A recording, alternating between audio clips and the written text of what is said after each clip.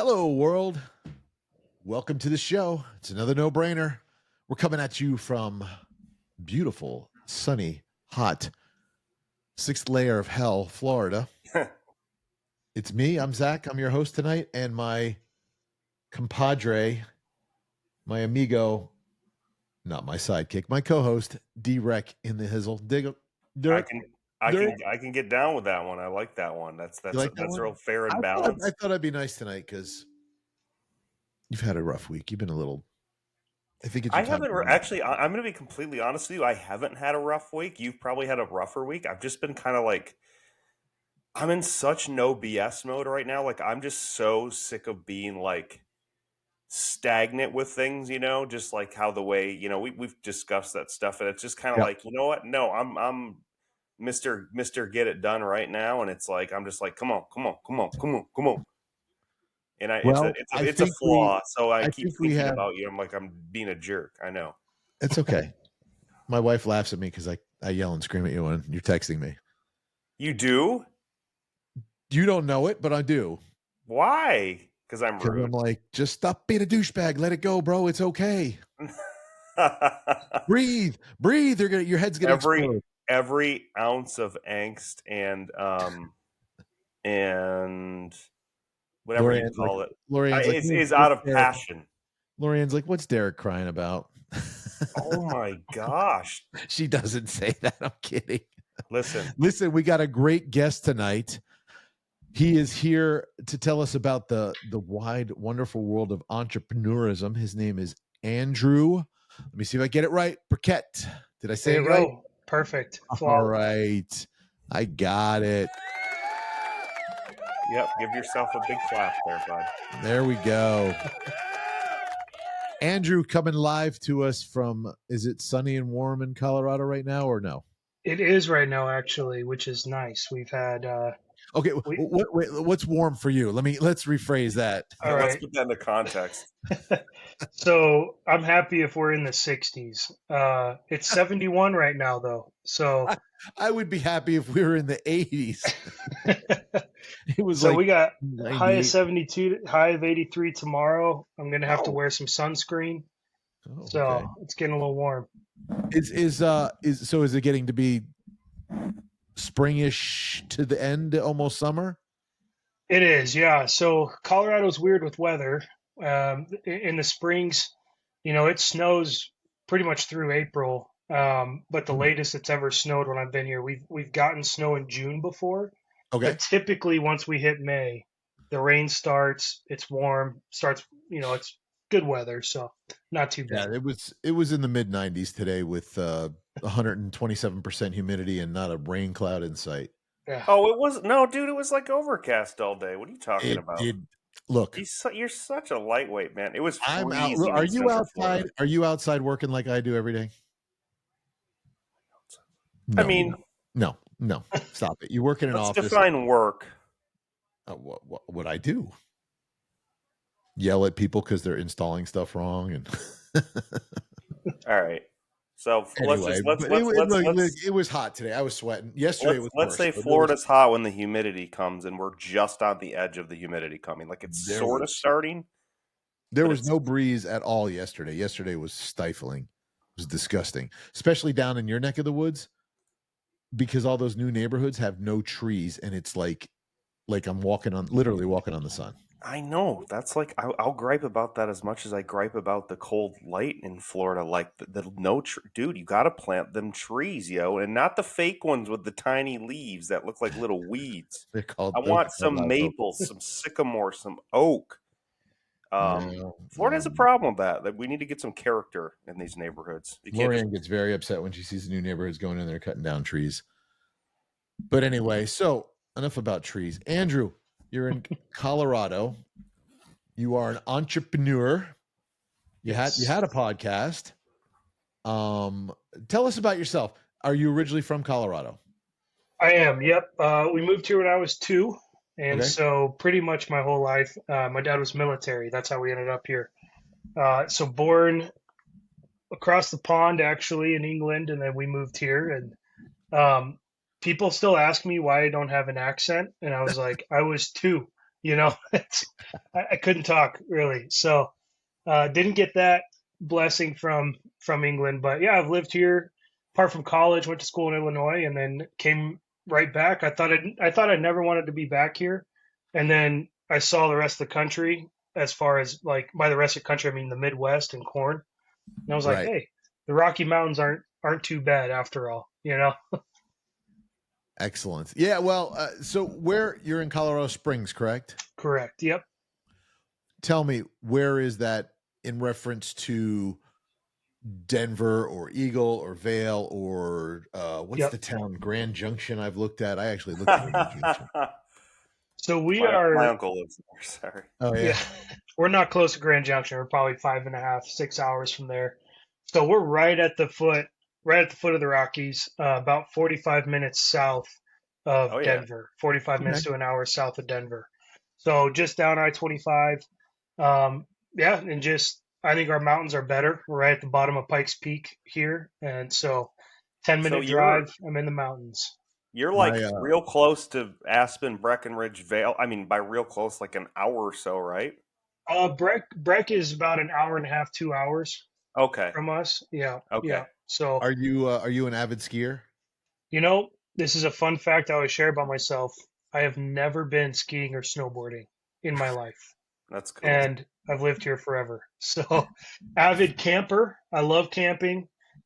We spend a lot of time in the mountains, but I just, if I'm gonna go away for the weekend, I want to sit by a fire, drink a beer, smoke a cigar, and not be in pain when I leave. So, Well, you do look like a manly man. I can see you as a mountain man. So yeah, he's, don't let he's the got a beard fool you. he's That's got a sexy beard. I But like. then literally like an hour or two to the south, you're already getting into like close to desert, right? I mean, yep, Yeah. yep. My you're buddy So, used to live. you're in yeah, a pretty cool location, it looks like. yeah, My buddy yeah. used to So, live in the foothills down where Colorado meets New Mexico, mhm. and I guess they call that high desert. I Yeah, think that would that's be what they high call desert down there. it. Yeah. Yeah, so it's Albuquerque. I think it's about 4 or 5 hours. Oh, we should have So had yeah, you Daniel go on. south, and yeah, you get desert. Pretty quick, probably in about 45 minutes. Um, so yeah, we kind of have it all. We've got plains to the east. Feels like you're in Kansas right away if you go east, Right. and then you're in the mountains if you go west. Very cool. I did some.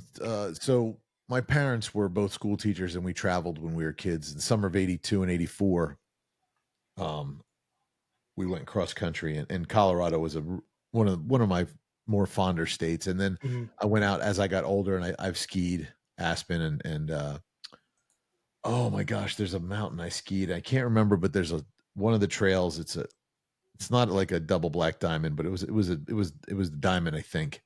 And one of the back roads, the logging roads or whatever, you have to jump the road when you're coming down the mountain. And that was a lot of fun. And it's a totally so growing up on the East Coast that we skied everywhere, Pennsylvania, New York, and Colorado's a totally different snow, Mhm. totally different skiing.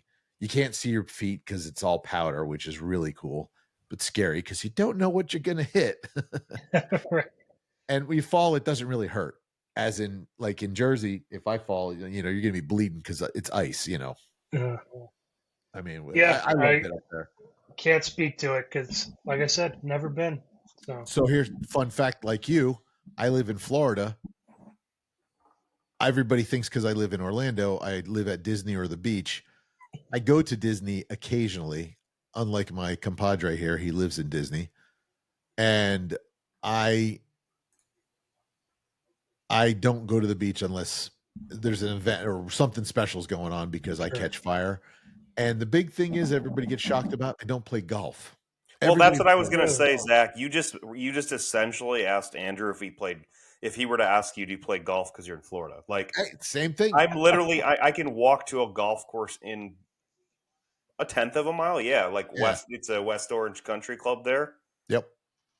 That's a I've nice I've, club. I've been played golf in uh, 20 years. Well, if we play golf, we're going to Top Golf. That's about as Actually, you know close what? to My last three houses over the last 15 years, I've always lived on a golf course or within a 1/10 of a mile, and I have not golfed in 20 years. So that's what you just asked Andrew, to put that into perspective. Well, of course, but listen, he grew up in Colorado. That's like Oh. saying I grew up in Jersey. Did I ever have pork roll? Of course I did. So I'm assuming, unfortunately, I'm assuming Andrew lives in Colorado. He should have been skiing, but look, I get it. And the funny would thing think that so, I but- did not realize, Colorado's big cowboy country. Yeah. Like I'm thinking, you think of cowboy, Texas, New Mexico, Oklahoma. Colorado's just as rodeo is king up there. I have to disagree with you. I would picture it as that. Colorado's so diverse. hmm Well, maybe now, especially since It is we- pretty diverse, and you go up in the mountains, all the small towns. I mean, you get cowboy country up there. We have quite a few rodeos. Our company sponsors one, and we go to the rodeo every year. I've got a son. Can't wait for him to go start mutton busting, and it'll be it's fun out here. mutton busting. I had to think for a minute. It's another word. I don't for know it. what that is. It's a sheep. Yeah. What does Yeah, it mean? So Mutton is kids, sheep. Sheep hunting? kids ride sheep at the rodeos. Okay, So cool. they stick them on top of a sheep. The sheep runs, and whoever can hang on the longest wins. Is that pretty sweet? Is it like watching babies crawl, or is it actually like pretty freaking cool? Like, what's your objective viewpoint of that? It's very freaking cool. Cool. It's funny, man. I mean, these kids are just holding on to this sheep, just arms all around it, and it just takes off. And How old? I don't know what age it starts at, but I mean, you've got like 5, 6 year olds up to probably 10, doing it. That's cool. That's so yeah, just fun. it's a ton of fun, and And then they either move on to the bulls or they don't. exactly. Hey, no joke though. I lived in Texas for a while, and we went to the rodeo and stuff. Dude, cowboys they are no joke. Getting tossed around by a 1,000-pound bull, no, not my cup of tea. There's no way, man. Yeah, they're a different breed for sure. Yeah. I was watching a guy. Oh, I just saw a video came through my Facebook or something, and he got bucked, and then as he went off the back end, the bull like bucked and kicked him and like launched him, like he went flying across the field. I was like, holy crap, crazy. What do you do? Tell me about your entrepreneurism. I know you own a company. Yeah. It's a moving company, right? So it's a junk removal company. So we take junk for folks. It didn't start there. I mean, my background was in nonprofit, church for a while. I was a pastor for about 5 years or so, and then left that to start a nonprofit geared towards men's mental health. So a good friend of mine started a men's custom clothing line, so I did custom suits, all that stuff, and just asked me one day. I was pastoring, and he was like, "Hey, you want to start a nonprofit?" And I was like, "Let's do it, man." So I was looking for a career change, and we started that, and it was great. But my wife and I got to a point where it's just she was kind of entry level 9 to 5. Startups are hard enough to make money, let alone a startup nonprofit, right? Right. So we just weren't making much money, and we actually learned first. We owned a house at the time, how to leverage our house, use the equity, buy more properties, invest. And I was like, it was mind blowing for me. This was in 2021, actually, so only about 4 years ago. And I was like, this is crazy. I can do this. Like, take money out of this house, buy some more, and then put people in that house to pay for my mortgage. Like, it feels wrong, but it's cool that I can. Now, does that I that can work? do it. Does that work similar to like if you're taking a HELOC where you can take 80% of like the equity you have? Yep. So we did a Okay. cash out refinance. It's similar to a HELOC. Instead of a line of credit, you just get the cash in your bank account. It gets tacked onto your mortgage essentially, and you still pay it off through your mortgage. But you And get then there are probably some pretty handsome tax benefits to it too. Yep. Yeah, I mean, in home ownership in general, there's great tax benefits. And so we did that. So let's say you took that your equity out of your home now, and you got your first home, and I don't know, it was duplex or something you rented, And so you would take that income to put equity into that house as well without having to pay tax on that rent, correct? So that you can replicate that again. Is that kind of like that?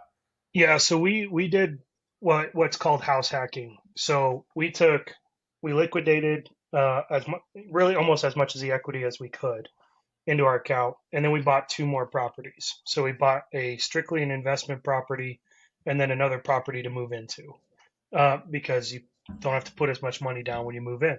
So we moved in, and so you can use that money like a HELOC to fix up the property, to boost the equity, use it to buy more properties.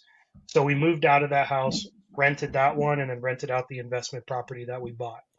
And so we have the tax benefits of every house that you own, the write-offs that come with it, writing off the interest, payments on your mortgage, so on and so forth. And so, yeah, tons of tax benefits that come with that, which is great. And I mean, I knew none of this. Just had a friend who introduced me to it. Um, yeah, so we ended up doing that, moving into this house, and I was just my mind was blown that I was like I don't have money to invest, but I had an asset, and then I was intrigued, and I just started learning about investing. I started learning about business ownership, started learning about just kind of everything I could about building wealth. My wife and I both came from families where we didn't have much, but we were happy, and our we had great parents, have great parents. They're still here, but have great parents who life was great, but we didn't have much, right?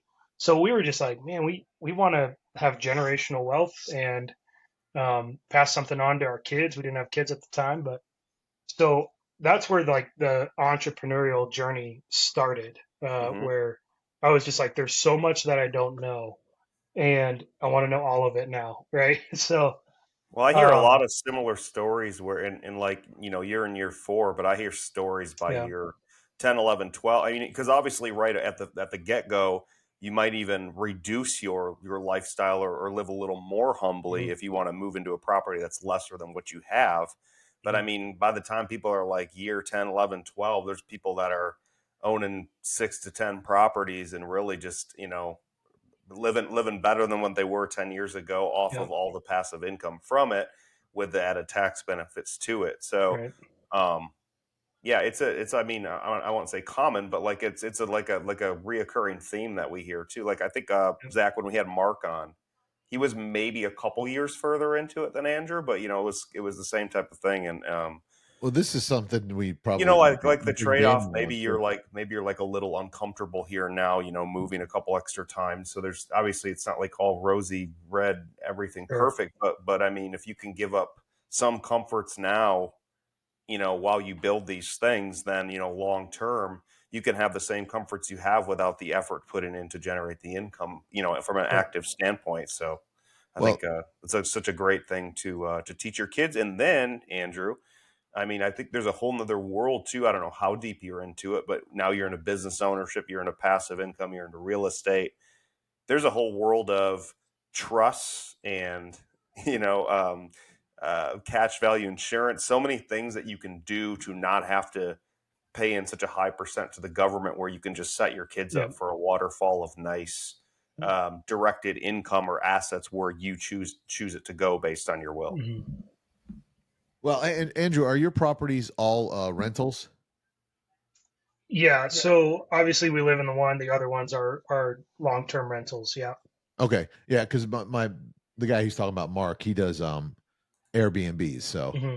he buys Oh, them and turns them into Airbnbs. But I have another friend, Daniel, who is a flipper, so he buys Yep. and flips. Yep. Have you heard of Pace Mobley?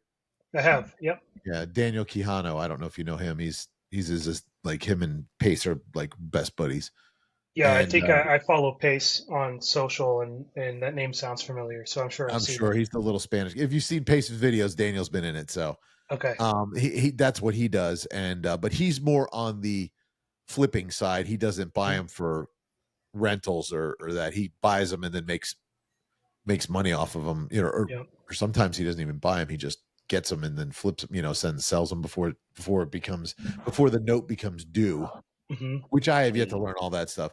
But funny story, you said something about this a minute ago, Derek.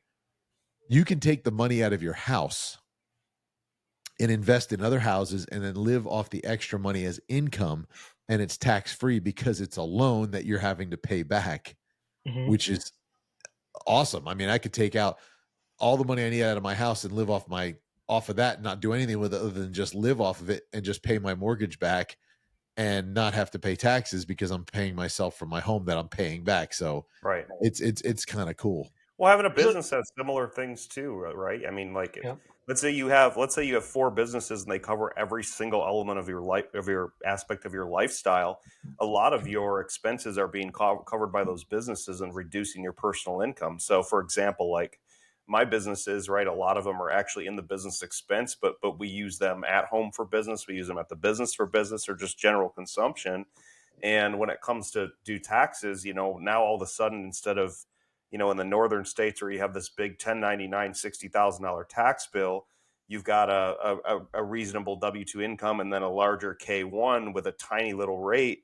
And you look back at all this income and these things, and you're like, wow, I paid like 18% all year, like that's crazy. It used to be like 40. So like there's so many benefits to owning an asset like that, or expensing things with your business that makes sense to help you with some of those things. Because as far as government's concerned, I'm very pro government, but I'm very pro small government, decentralized government, and essentials government. I'm someone who would prefer to just have a higher sales tax, and that's it.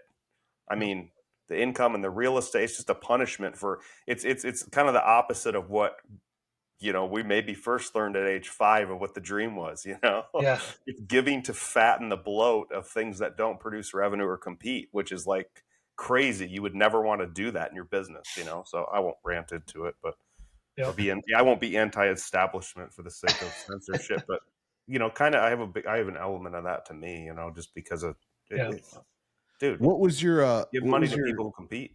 What was your not-for-profit based on? What were you guys doing?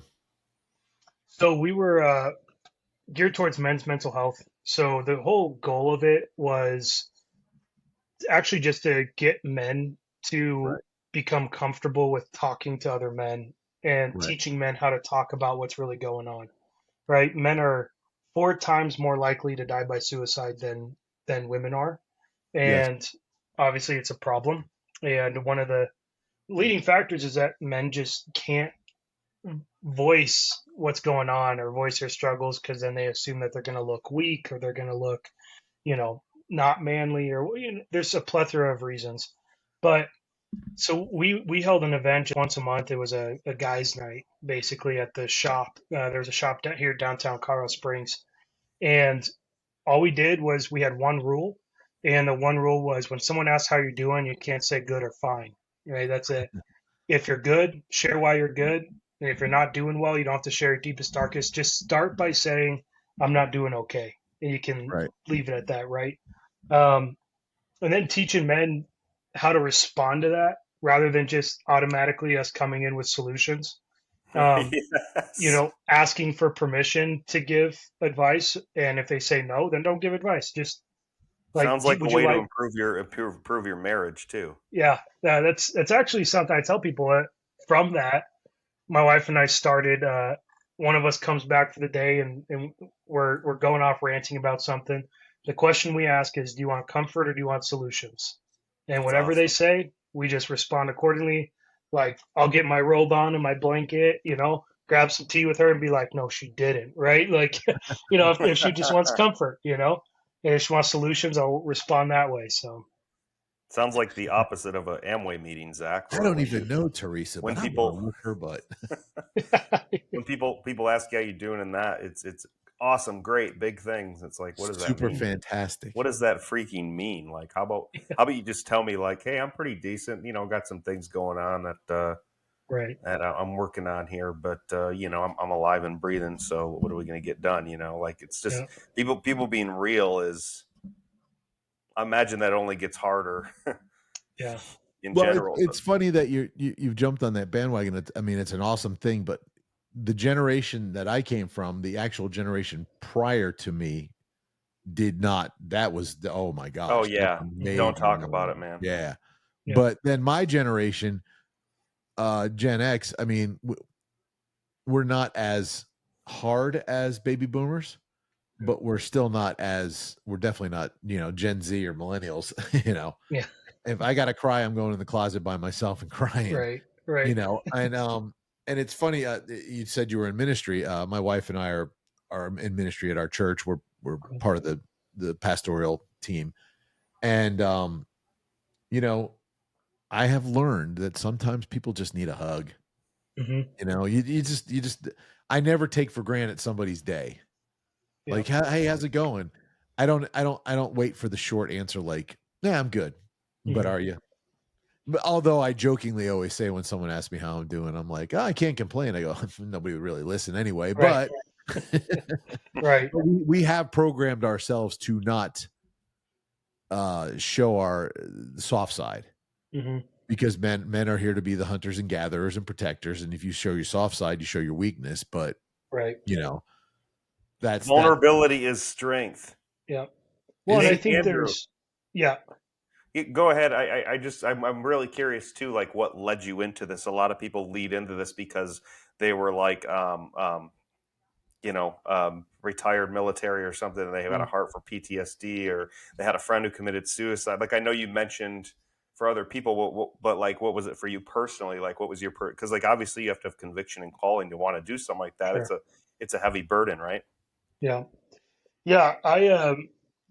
The opportunity was there. I was feeling some unrest at my job at the time, and was just one. I was ready to do something different. Always wanted to start a nonprofit, but fortunately, and I'm thankful for this, I've never experienced like a deep depression in my life. I've never thought about taking my own life or anything like Right.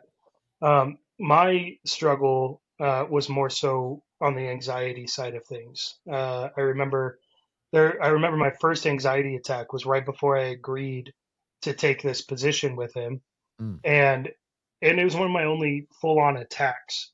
But there's just so much building up, so much happening. Wasn't talking to anyone about it, and I mean, I could have sworn I was having like a heart attack or something, right? I couldn't breathe, vision was dialing in, and I was just like, what is going on, right? right. And it was kind of after that I was just like, man, I started looking into it, I started researching it, and just realized like men need help. Men need, my heart is, even in how I do business now, my heart is for people.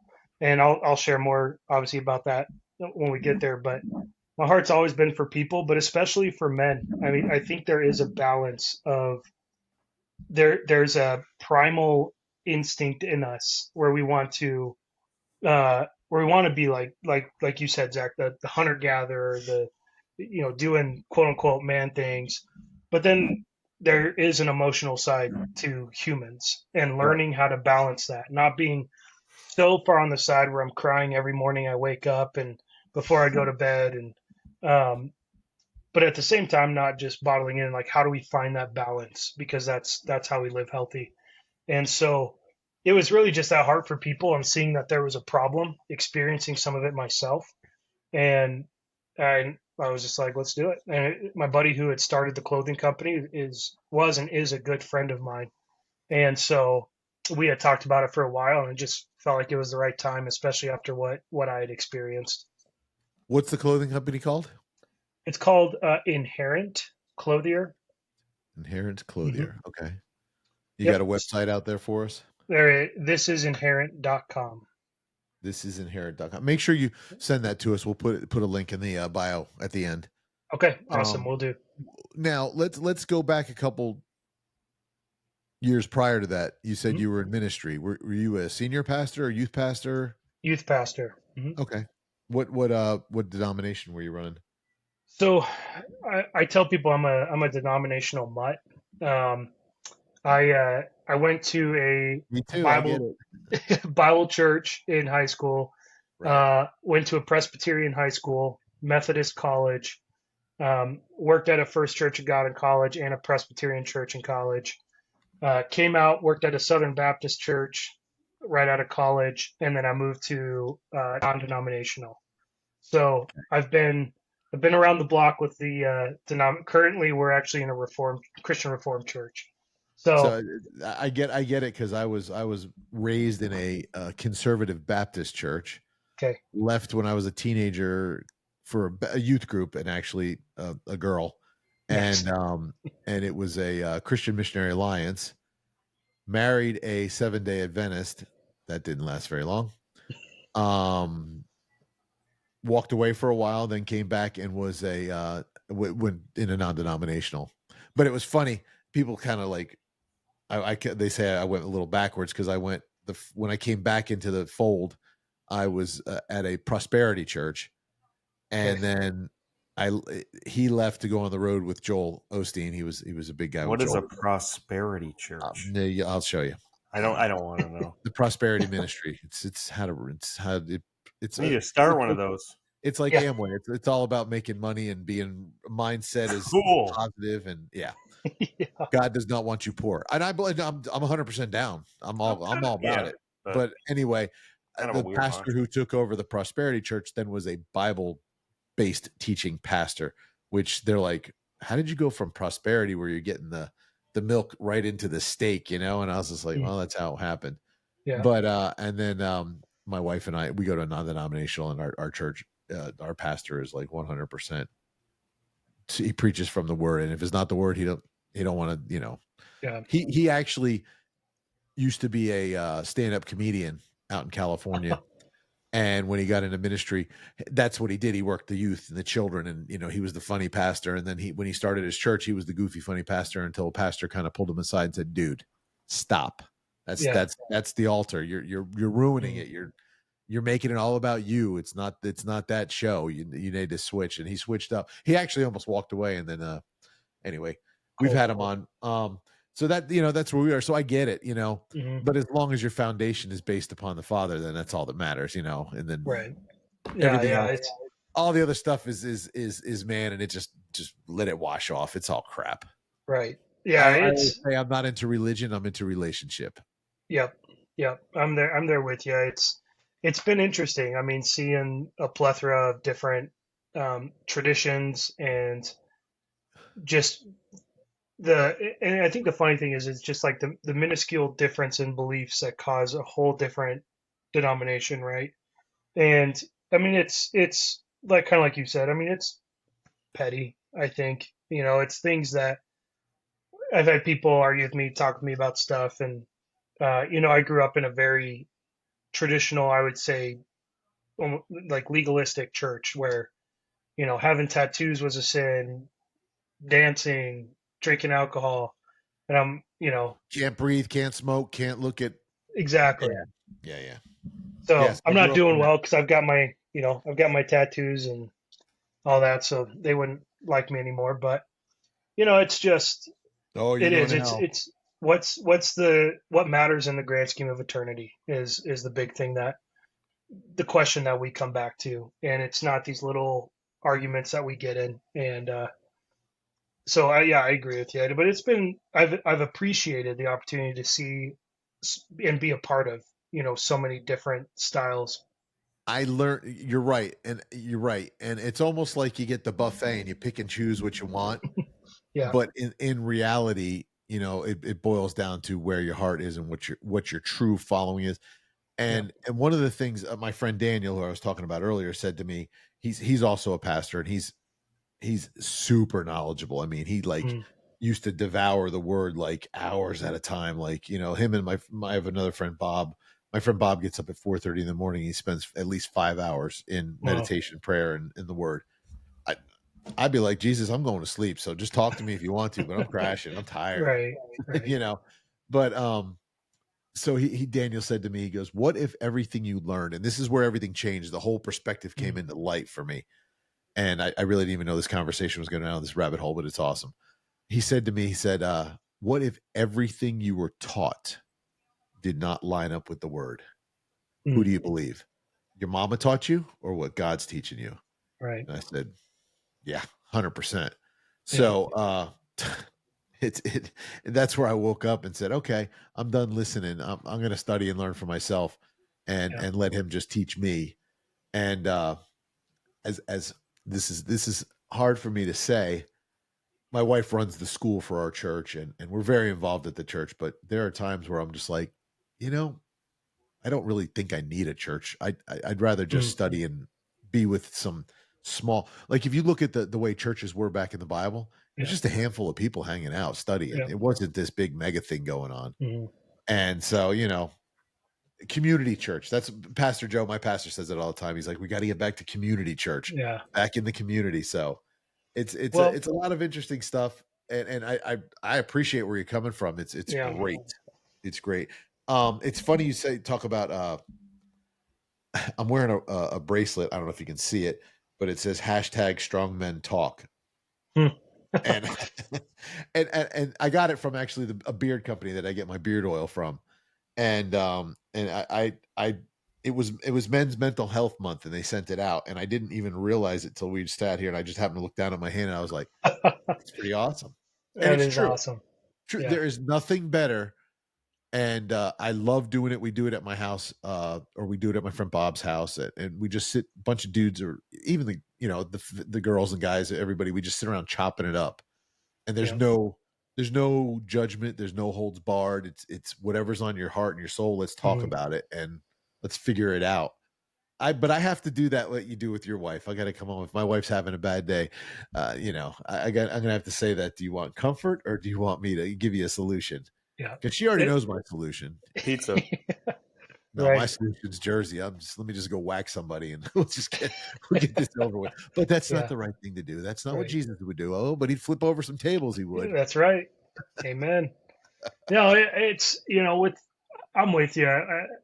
When I stepped out of ministry in 2020, we took 3 years off. We didn't go to, but we did have friends over and did like COVID. What was that? You just got out just in time for COVID. Yeah, exactly. But we took 3 years. We didn't go, and it was a lot of just kind of a lot of what you're saying. Questions that I got to ask that I felt like I couldn't ask when I was a pastor, like the real hard questions that were actually just burning inside of me. I got to finally ask and figure out stuff on my own and with my wife, and it was really good. And we would hang out with friends, small community. We tried going back to church, and we went back to a big one. And I was like, I can't do this. We had a kid at the time, and we go to a real small church that she grew up in, and it's awesome. We love it. The community, the people know you, and it's great. And then with as far as talking with men, this was a thought I had that I think is important to share too. Is there's a balance in that too, where it's knowing the safe people to talk to at the same time, right? Right. Is having those people in your corner and not just spilling your guts to anybody and everybody, but there's wisdom in knowing who you can have those conversations with. And that's what these events was, to build trust among men so that they knew it was a safe place. They knew that these were people that they could have conversations with, and people were going to be there for them, whether it was listening or giving advice if they wanted it. Right, because as a pastor, you got to have your Jonathan, because you got to have someone who has your 6. Mm-hmm. But you can sometimes the wolf will get in, right, and you don't realize it till it's almost too late, and they're whispering in your ear, and now you're going, wait a second. Oh, now I realize who that person is. Yeah, I can't be talking to them, and so mm-hmm. That's why I'm a big proponent. One of my things is when everybody in the world is a sheep, be the sheepdog. Yeah, right. You just got to watch your back all the time, especially in ministry, man. People will talk so much junk to you, and you don't even realize they're trying to hurt you. Oh, for You sure. think they're your friend, but they're sticking a knife deep. So you just got to be ready for it. And and for guys, there are people like Derek and I. Funny story about Derek and I. I was a customer of his. Derek owns a tint shop, and I TINT, and we got our cars taken care of there, and Derek and my wife and I became great friends, and now Derek and I would consider ourselves very, very close, to the point where we talk to each other about everything. Like when we're having bad days, we'll text each other in the morning, and try and get through the dark times, and we send each other Bible verses or I used to send him a daily devotional every morning. And I was like, this is stupid. And I went and bought him the book. I'm like, why am I texting you this thing? Well, I'm just going to get you the book. Read It does get yourself. read every day. It does get read every day. I know it That's does. awesome. Look, we did the Bible app. We used to do the Bible together, the devotions in there. He'd be 4 or 5 days ahead of me. So I'm like, dude, I'm not doing anymore with you. I can't keep up with you. Oh, is that why you quit? Because things got too neurotic? No, I think what you guys are talking about, remember the wisdom and who you share with. And Zach's already shared 4 or 5 points that says I wasn't being very wise. So when you were Lorianne very wise. You were wants to reading, kill me, bro. and You were then reading the Bible. You were doing well. I think I've got like 70 or 80 plans finished, man. But I'm gonna tell you this on the YouTube or the what's it called? It used to be U version, but it's just the Bible app. But I found 2 that I like have read over and over now for like 4 weeks. Really? Oh my gosh, yes. They're so like because they just like Have you shared them with me? yes. The one is 7 prayers to prayer of your wife, right? Yeah, I've read that. Yes, I And then read the that. second one is the all who are weary, God will see me through. Mm. It was probably the last one I shared with you, but I have read this thing like I think I'm on my 9th time now. Hey, but whatever, dude. And it's That's just awesome. so freaking like it's like I can just like listen in the car and just be like, oh my, okay, yep. Like you can hear the speak. So Mm. Well, it's like I I tell haven't you, gotten over it yet. and that's awesome because and Andrew can probably attest to this. My mom's 90, not my mom, but my mom's 91, and she's read the Bible probably 85 years of her 91 years on Earth, and she gets something new out of it every time Yeah. she reads it. And she's read it cover to cover, backwards, forwards, upside down. And she'll call me up and she's crying. I'm like, what are you doing? She's like, I was just reading this, and oh my gosh, it just showed me a new thing. I'm like, how many times have you read that? And it just hit you? She's like, yeah. So it's pretty cool. Yeah. Well, That's that's why the it's cool a thing about living and breathing word. the and the intricacy of just our life, and that every season, every day, every year we have a new perspective based on how life is treating us or how life is going, and we read it in that new perspective, and that's why it's so important to just stay in it and keep reading it and keep going at it. I mean, it's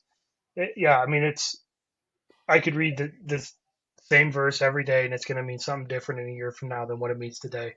And like you said, living and breathing. I mean, it's um, never runs dry. That's for sure. Is your not for profit uh Bible based, or is it just a not for profit? It is not. It is just a not for profit. Yeah. Good. So I actually stepped Because out people of get it. scared when they hear Yeah, and Christianity. that was part of why. So we never, I never shied away from it in my conversations with guys, but this will kind of help with as I share more about our business too. But my wife and I too, we take the approach of we want to show people the gospel before we preach it to them, right? Right. And so we want to show people kindness. We want to love people. We just want to be good people, loving people. And so, that's what we did. And just organically, those conversations would always come up. And I have since stepped out of, being in a role there. I kind of support from the outside, just because I went full in on this entrepreneurial journey, but I'm still connected with them, cheer them Sure. on, huge Right. advocates of them. So, yeah. Well, and it's funny you say that because my wife went to a trap house one time, and it actually infuriated her after she left Mm, because she's like, we're no worse than the drug dealers. We give them that mm, little glimmer of hope, and then we're gone. What's a yeah. trap house? It's a drug den where hookers and drug dealers and Oh, drug. you're not talking about like a social group that traps you into to No. religion. You're talking about a trap house, a trap house. Yeah. She was down on Paramore or I something. don't envision that she goes to trap houses. She did. She went with a It was group a of people. compliment. Oh, thanks. Well, yeah, I don't envision my wife going to trap houses either, but she went with a friend of mine who I trusted, and I told him, bro, anything happens to my wife, Is that you know. past tense trusted? Yeah, well, anyway. So she went there and she met this young lady, or I don't remember if the lady was young or not, but anyway, she got to talking to this woman, and the lady was like, well, why are you here? And she says, well, we just came here to, show some love and, love on y'all and talk to you a little bit about Jesus and everything. And the lady's like, yeah, there's like 11 churches around here, and you guys are the only ones to ever come down here. Well, why is that? Mm. So my wife went into the story about the woman at the well, and she explained to her the whole story, and how my wife felt that she was the woman at the well when Jesus found her. Yeah. And the lady says, "You're not the woman at the well." And my wife's like, "Yeah, I am." The lady's like, "No, I'm the woman at the well. You're Jesus." Mm. And it was just like that blew my wife's mind. Like, she was like, "Wow, he actually shined through." And that's when she got mad. She's like, "All right, this lady just grabbed that glimmer of hope. She touched the garment. Yeah. Now what happens? We just Yeah. leave them there, you know?" Right. So, but you can't. I mean, you can do your best. You can't save everybody. Right. You Yep. sure try. Hey, and that's where it is, man. I think it's as simple as every single day, just do what's in your control to love and care for people, treat people with honor and respect. And, in my beliefs, it's, let God take care of the rest. Whatever I can do, I'm going to do. And, and hands off from there pretty much. And God's going to take the rest of it from there. So that's why we're just so passionate about the whole show people the gospel first. And we just try and live in that. And, not for show, not for anything else, just because we're all creating God's image, and no one's less valuable than me because they are have different life experiences or in a different season of life. Right. Absolutely. I mean, yeah, 100%. And I'm in the sales world, Mm. and it's not. But I look at all my customers the same. I don't look at anybody by their demographics or their money or their neighborhood they live in. Everybody is the same. Mm-hmm. You know, they get treated the same. I don't care if you make $1 billion or $12. It doesn't matter to me. Yeah. I'm going to treat you the same, and you're going to get the same respect. I treat people the same, and then when their treatment of me may change drastically, mine may sometimes follow a boundary suit Yeah. per se. Meaning you get treated a little better. You didn't give me a better discount than anybody else, though. That was kind of. I do have to stay in business. I know. Do you though? Do you? So this your new business, your entrepreneurial, you're focused on real estate. Mm-hmm. And well, let's break that down first, Andrew. Well, I'm getting to that. That's what I'm asking. We're talking between a realtor and hauling, right? Like, how are they married? Yeah. What do you right? So, what was that? Go ahead, Zach. I want to make sure he touches on like. Well, that's what I was going to say. He does real estate and he does junk hauling, and how did that come about? Because Mm-hmm. that's two different worlds in my mindset. Maybe I'm wrong. Why? Maybe this is the business we need to be in. You're hauling junk and clean up out of the real estate. We got plenty of junk that we could haul around here. There you go. No, so after the whole investing thing, I was like, man, I want to help other people do this. Like, I want to teach people, so the past of preaching, like I love teaching. I love coaching. I also coach football, high school football. So I'm like, coach, teacher is like, I love it, So I was like, I want to coach and teach people how to do what we did. And I want people to learn this. So I got my real estate license, and I mean, everyone knows a billion realtors. I mean, especially, I don't know other markets, but Colorado Springs, it's such a saturated market. Everyone knows. Orlando. Come to Orlando, trust me. There you go. So you get it. I mean, everyone knows at least 5 realtors. And yeah, there's no 7 degrees of separation. It's like maybe 1 degree. Yeah. Well, and 3 of them they're related to, right? So it's just like exactly. People have all these connections. So it wasn't a bad. Yeah, it wasn't a bad first couple years. I mean, it was good enough for us to, stay afloat, build a business. But I mean, we weren't absolutely crushing it or anything. And so, I mean, the attrition rate in Colorado Springs is right about 95% in the first 2 years for real estate. And so, what does that mean? Realtors leave before 2 years? Yeah, within the first 2 years. Gotcha. They're out of the business. So I was like, I'm too prideful to do that, so I'm going to make it somehow, some way. Right. And so after my first year, my wife had a 9 to 5. She was kind of had that steady income, and I was like, I gotta I got to contribute a little bit here, a little bit more. And so I was looking for part-time jobs, and it's interesting looking back at this season of life. Like half my mind was set on the entrepreneur, solve problems, half was stuck on that. Well, you got to work for somebody else and get a job, right? So Yes. I Yes, was, I that's was, 100% right. yeah. So I was still kind of like one foot in, one foot out. Looking back on it, I didn't realize at the time, but I was looking for part-time jobs, and everything is set hours. Nothing paid more than $18 an hour, and I was like, man, I got to be available for clients. I gotta like this isn't gonna work. I need to find something that works. So I actually have a good friend who was living in Phoenix at the time, and he started a junk removal business. And we were talking. He's like, dude, you got to do this, man. Like it's a lot of opportunity in this business. So I started doing a little bit of market research. My wife and I already had a couple trucks. My father-in-law had some trailers. I've got this old 96 GMC Sierra 2500, I was like, that thing's a beast. It could pull something. So I started on Thumbtack, which is similar to Angie's List. Yep, I And know it. okay, and some people do, some people don't. It's kind of a weird in between, but started on Thumbtack and Yelp to get business. And we got our first job on Thumbtack. I'll never forget it. I actually overcharged for it, but got the job, so take it. How long did it Um, take you to get that job? it took so from conception to us rolling was about a month. We opened in April of 2023, Okay, and it was probably a week after we officially opened that I got that first job. cool. Yeah. So the month before that was branding, deciding on the name, um, which is actually fun. I landed on the name because a URL was available. Um, and so that's kind of what COS So hauling COS is. has no significance to you? It does. So it actually it's the three-letter code for Colorado Springs. Um, Okay, so cool. that's where I was looking for Is different, that the like, airport code? it is. Ah, okay.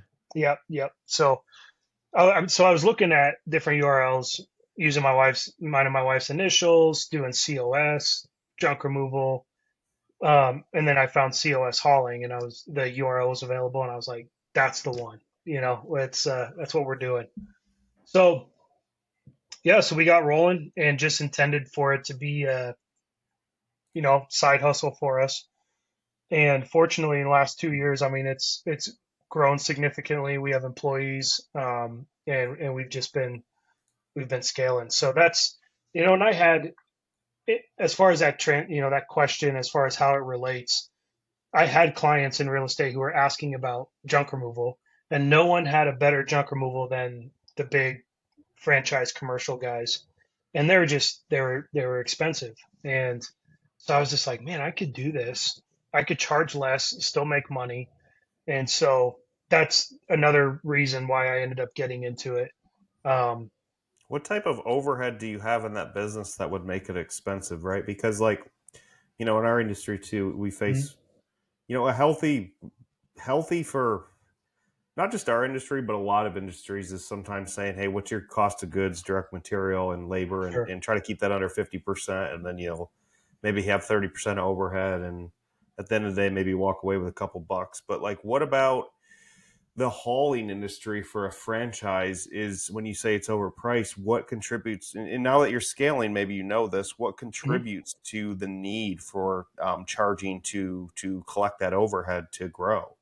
And I Yeah. say that in terms of like, you obviously don't have to have like production equipment, right? You don't have to Mhm. have like retail space, right? You do obviously have to Right. store things. You obviously have equipment that's directly attributed to the job. But what would you say are like your major costs that go into consideration for how you price things? Yeah. So the biggest costs would be uh, just dump fees. That obviously is built into the cost for the job. So dump fees, um, a give or take for some companies is the advertising and the marketing, because it's such a everyone most people will Google it first, right? Junk removal near me and that kind of stuff. So the advertising and the marketing that goes into it, and then the labor. Because what I realized quick was there was a lot of jobs I couldn't do on my own. You got a 3-person couch, you've got just large items. We do hot tubs, we do all sorts of big stuff. And so then you've got the labor added onto it. And then you're pulling a lot of weight. Your trucks always need maintenance, always. If you don't want them to break down the side of the road. So those are kind of the big three, as I would say. The if you're hiring people the right way, like a franchise would, like your W-2 and everything, the dump fees that are associated, and then maintenance on your vehicles would be where we see most of the cost. So depending on how your vehicles are either paid for, financed, leased, you would have probably a per mileage cost for that vehicle, all wear and tear, depreciation, Yeah, stress exactly. on it, or whatever it may be, gas, and your time Yep, riding and all that stuff. right. So that said, there's got to be jobs where a challenge as a business owner, maybe you need 3 guys, but you only need 3 guys for like 5 minutes, right? Right. How do you keep those guys fed and those costs paid for with your customers' price reasonable to do that? So if someone says, hey, I'm 50 miles away and I have a huge couch and it's just in my living room, I just need you to pick it up, put it in your trailer, haul it. Yeah. I mean, how much does that, when does that become like, man, I'm struggling with how to ask this. When does that So become not cost conducive for that yeah, person? You know what I'm saying? Or when is yeah. it, when does it not make sense for you? Obviously, you're going to have a minimum that you got Hmm. to have, right? Yep. So we have a minimum, and then we do have boundaries as far as how far we'll go, which is the easy fix to that. I mean, so we get a lot of calls from Pueblo, which is about 45 minutes south of us, and we'll take the calls because if it's a big enough job, then we can justify it. But if they're calling about, hey, we just need to get this fridge removed, and it's a 45-minute drive, you know, Yeah, it'll be so $600. yeah, pretty much. I mean, but my approach to business too, and I know a lot of people who really agree with this, a lot of people who disagree with this, but I'm much more on the vein of collaboration with other business owners. So I'm friends with a couple guys who own junk removal businesses in Pueblo. And Hmm. so I'm going to say, hey, it doesn't make sense for us to do it for you because we're going to have to charge, I mean, we're gonna have to charge a lot of money to just pick up a fridge, but I know a guy, so for me in my Yeah, business, at the end of the day, it's how can I, at the end of the day, whether we're doing the job or not, how can I add value to people? Because that's what people remember, right? So right. even if I'm not Yep. doing the job, I can add value to you. And if they have someone in the Springs, or we've had this happen before, where they referred us, even though we didn't do the job, they referred us because we still got them taken care of. We got them set up with somebody else. Um, so it's all about how can we add value, even if we're not doing the job and they're paying us at the end of the day. Because Yeah, and that's a yeah, time-tested truth too, just being hmm, someone's guy or being the authoritative expert in yeah, the area, right? So, I mean, adding value, you're basically saying like people don't know the answers to the problem you just need to solve for them. So if someone has a problem, the first thing they're going to do is point it to you and know that at the minimum you're going to have the resources to know where to go and right, how to make that get done the most efficiently. And the 1 out of 10 that hit that are really big jobs or the whales are like, cool, that was worth it, right? I mean, that was almost absolutely, like, hey, that was marketing effort or whatever you want to call it, or customer retention, or yeah, um, yeah, whatever you want to label it as. yeah, absolutely. And that's a big focus for us is just being the local experts and people coming to us for questions and answering their questions, even if it means they're going to go dump it themselves, but they're just asking where to dump it. There's a lot of people who are going to be like, oh, don't do that. Like, make them hire you to do it. I just, uh, there's again, I feel like keep coming back to balance. There's a balance to it Mhm. where there's a lot of information I won't give people, but again, at the end of the day, whatever I provide, I'm going to add value to somebody's I imagine life. that's a lot of energy and effort for all of the things. For example, like in our business, there's a minimum amount we'll do for a job. So, like if someone says, "Hey, tint my 2x2 window," and it's 10 miles away, it only makes sense for them to pay $100 for that job.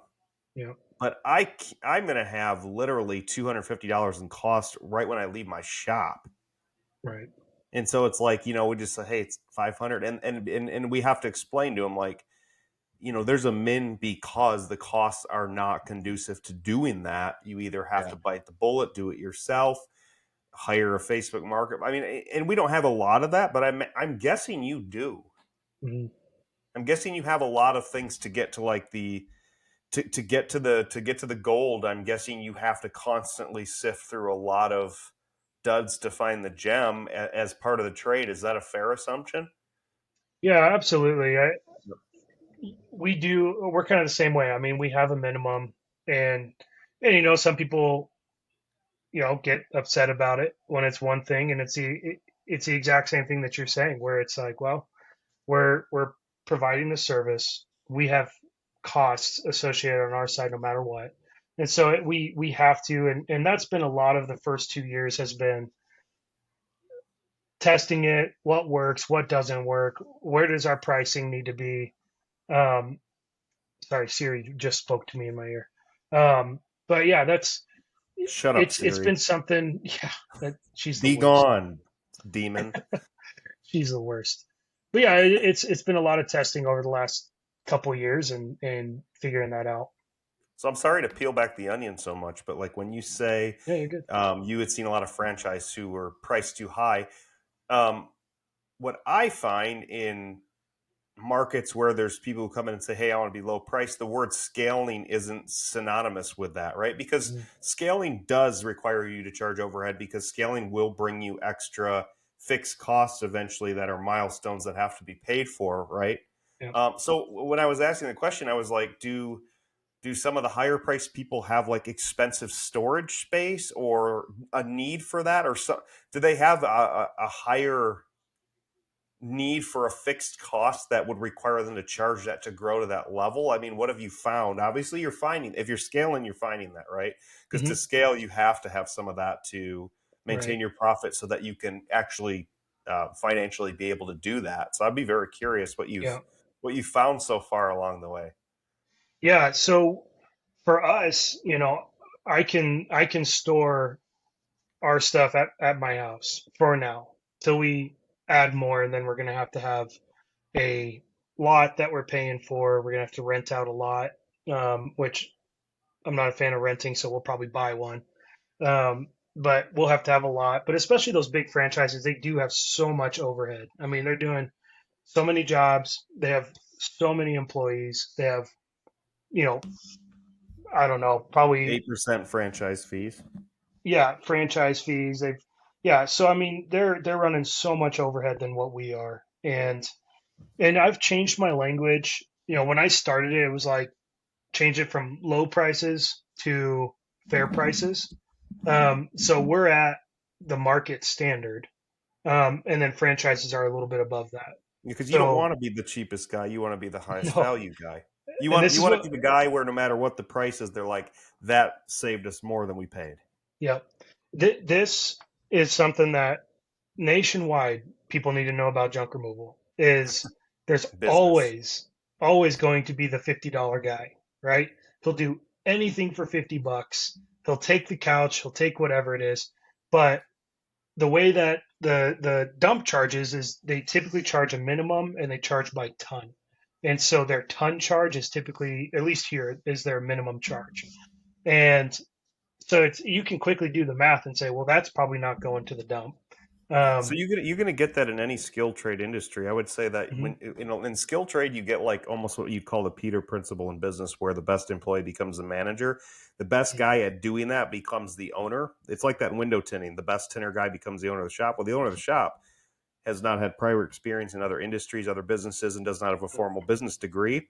And so we get that too, where they're just literally they're, instead of 50% cost of goods total labor material, they're charging 50% material. mhm, So so if we have $100 of material, $100 of labor, we're supposed to charge $400, right? If it's going to be a healthy, optimal situation. Obviously, there's room to give and take there, and it depends on the sure. value. But you have people in the market who are constantly for that same job charging 200. And the Mhm, reason why I never worry about those people is because those people will never scale at that price. right. Those people come and go, right? You're going to stay there forever. You're going to be there. You're going to be there 20 years as a staple. They're going to come and go like the wind. and they're Yep. going to be cheap, cheap, cheap. But the second they get screwed, the second they got to do a long job, the second they realize what the cost of driving your car actually costs instead of just the gas money, they're out. They're out because they got Yeah. nothing left. Right. So they're not capable of scaling. They're not capable of taking all that work at that same price. There's a limit. There's a limit to the capability that they'll be able to do. The $50 junk hauler, he can do that for the rest of his life, but he can only do it to a certain extent. He can never reach the Absolutely. potential that you can. So to me, I don't consider those people even part of the equation anymore. It's just Mhm. more of who your real value competitors are. Those people, the other people, they come and go like the wind. They run away in their Jesus sandals. They block people on Facebook. They're easy to squash out like a little flame on the pavement. Yeah. Yeah.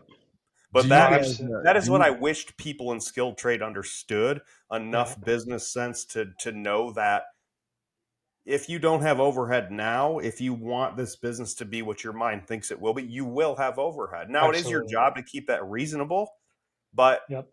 if you're just out of your garage and just one man hauling and you're charging accordingly to that cost structure, that's all you will be. So you have to make sure, and that's fine I think that's great for a lot of people. Low stress, Yep. fair income, no stress with the bills when times get slow, but the understanding that you can't be both is just a totally basic business 101 concept that you can tell Yep. immediately when someone doesn't have business school. They're like, yeah, I don't care, they're charging that, it's wrong, they're screwed. Yeah. Please charge that, Absolutely. you're Well, done. the big thing in it isn't even the concern that they're going to compete with us. It's for us is we really care about our city, and that stuff. They grab a mattress for $50. It's going in a small business's dumpster. It's going in someone else's Yes. yard. It's making our city worse. And we've done free removals for small businesses who've had that happen to them.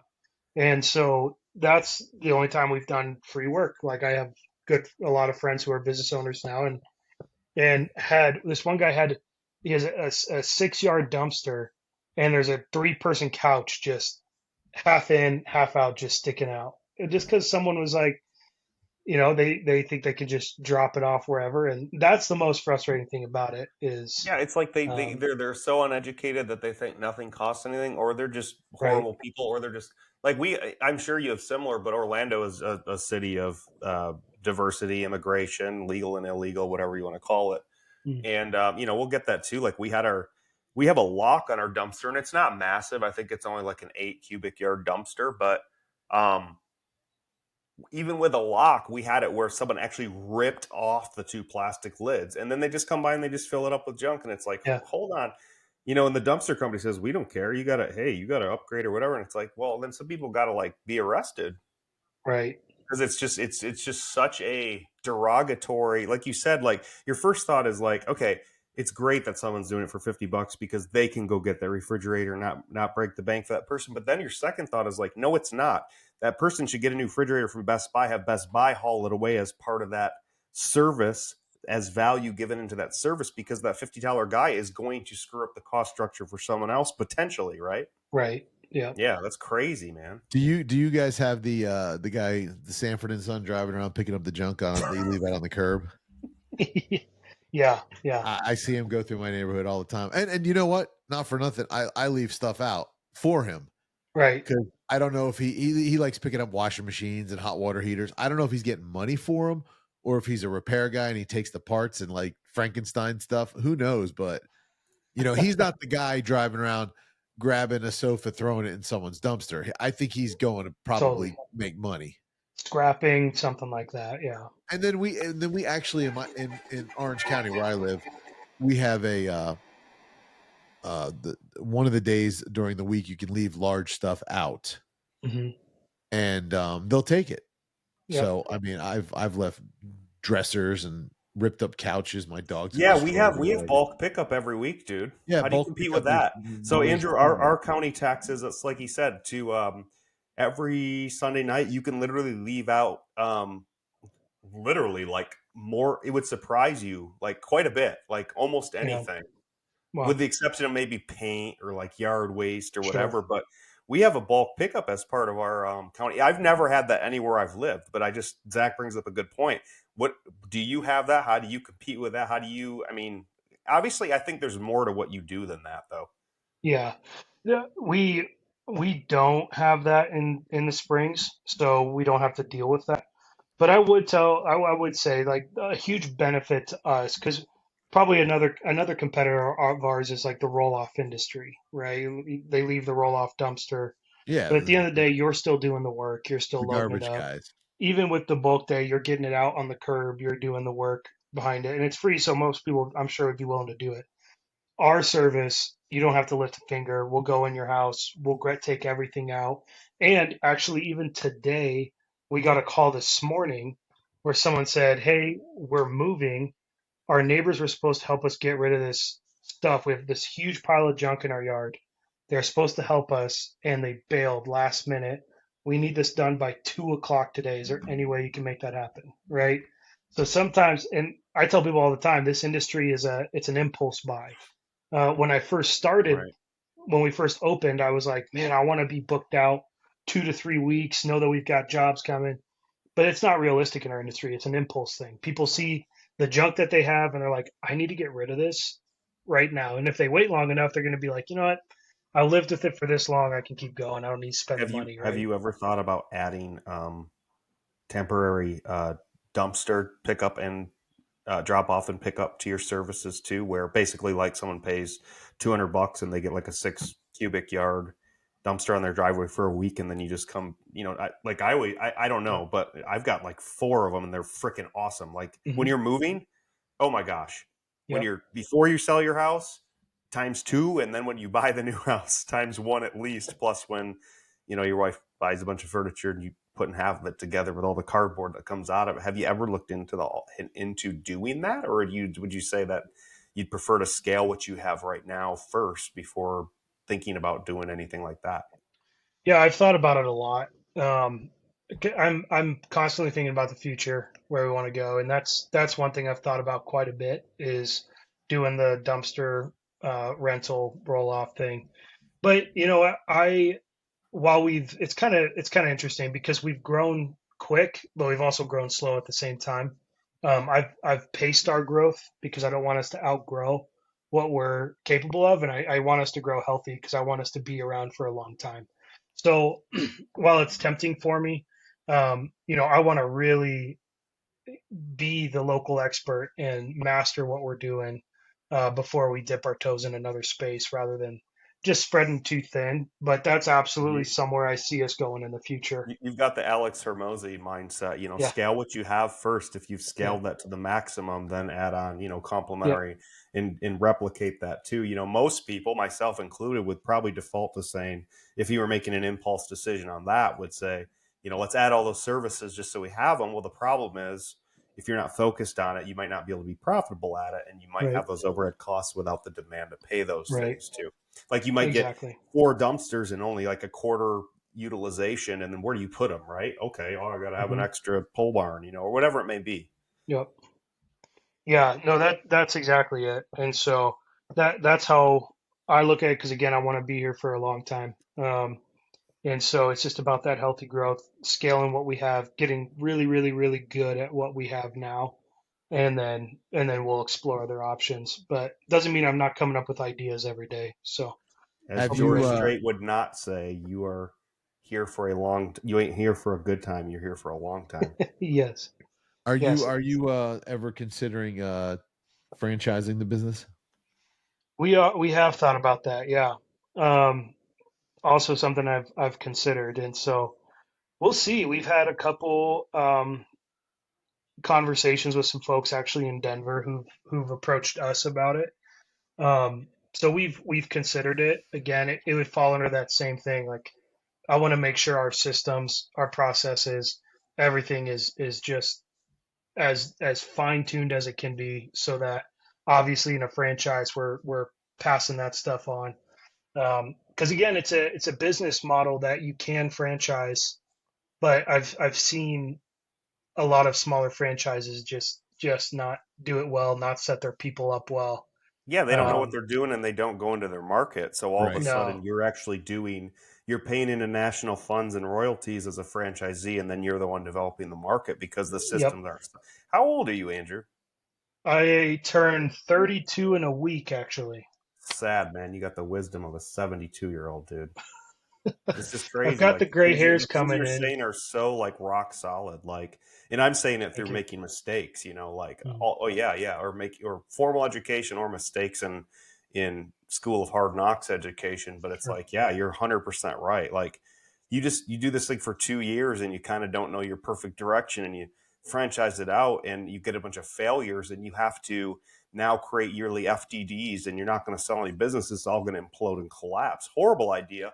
You do this for 6 years, get everything rock solid, tightened down. You know what you can expect for each area revenue wise based on services you have, standard work, easy procedures, and all of a sudden you franchise it out and you make a bunch of money. So, I mean, it can be a huge difference. Yeah, yeah, yeah. I mean, I want to set people up well. Again, people are important. Like our employees, man, are very, very important to me. And just how can I set them up to be as successful as possible on the job? Um, create a path for them to, be able to move their way up in the company as we grow with us. And so, but yeah, it's just people just pull the trigger too soon, and we've seen it with some people out here. And I mean, I've had franchisees approach me with really basic questions that should have been provided from their franchise, and it just blows my mind. Yes.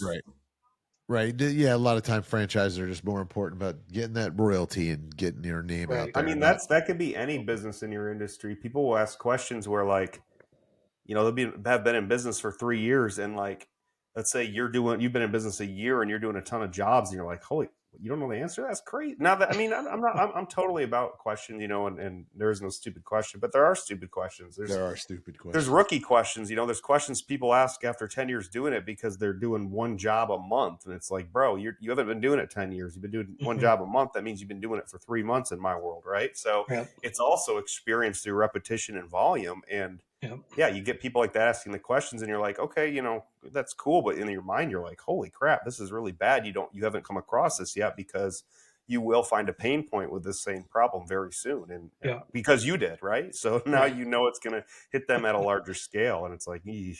Yeah, absolutely. Look out. Look out. Well, and it's funny. We were talking about the roll off a second ago, and I remember the other day actually going through Facebook. There's a roll off franchise. Somebody was trying to. It was a little mom and pop. They're telling you how easy it was to start the franchise. So there you go. You could do it. So it's super easy, man. It's so easy. Well, if you would have just said it was easy, I would have done it. There used to be one here in Orlando called She Can, and it was a female owned, and all their dumpsters were pink. And you'd see that's a horrible concept. Well, it worked really well because you find them on all the job sites, and I guess their salespeople did well. But the problem is you got to run up if you go looking at the cans, like the big. Didn't you just say used to be in Orlando? It might be still. I don't know. I haven't seen it in a while. Okay. But Waste Management moved in. All the big boys moved in. It's hard to compete against those guys. It's kind of like Lorianne's friends used to own a big printing shop up in Sioux City, and it was the elite. Everybody went there to get stuff printed, and then suddenly Kinko's opened up, and they're out. Do you guys have the franchise? What is it? What's the big one here for the junk haulers? Isn't it like the college hunks or something? College hunks, yeah, who haul so junk? Yeah. The biggest across nation would be the 1-800 Got Junk.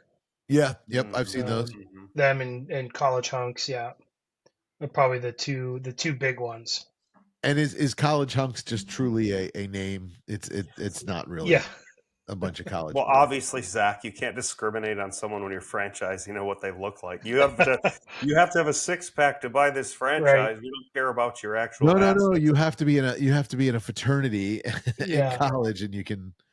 I think Andrew should just hire a bunch of dudes with like 8-packs and just have them show up on the job and be like, "Hey, we're here." Like no expression on their face, just wearing Wranglers and a cowboy hat, right? That's right. No shirt. There you go. No shirt.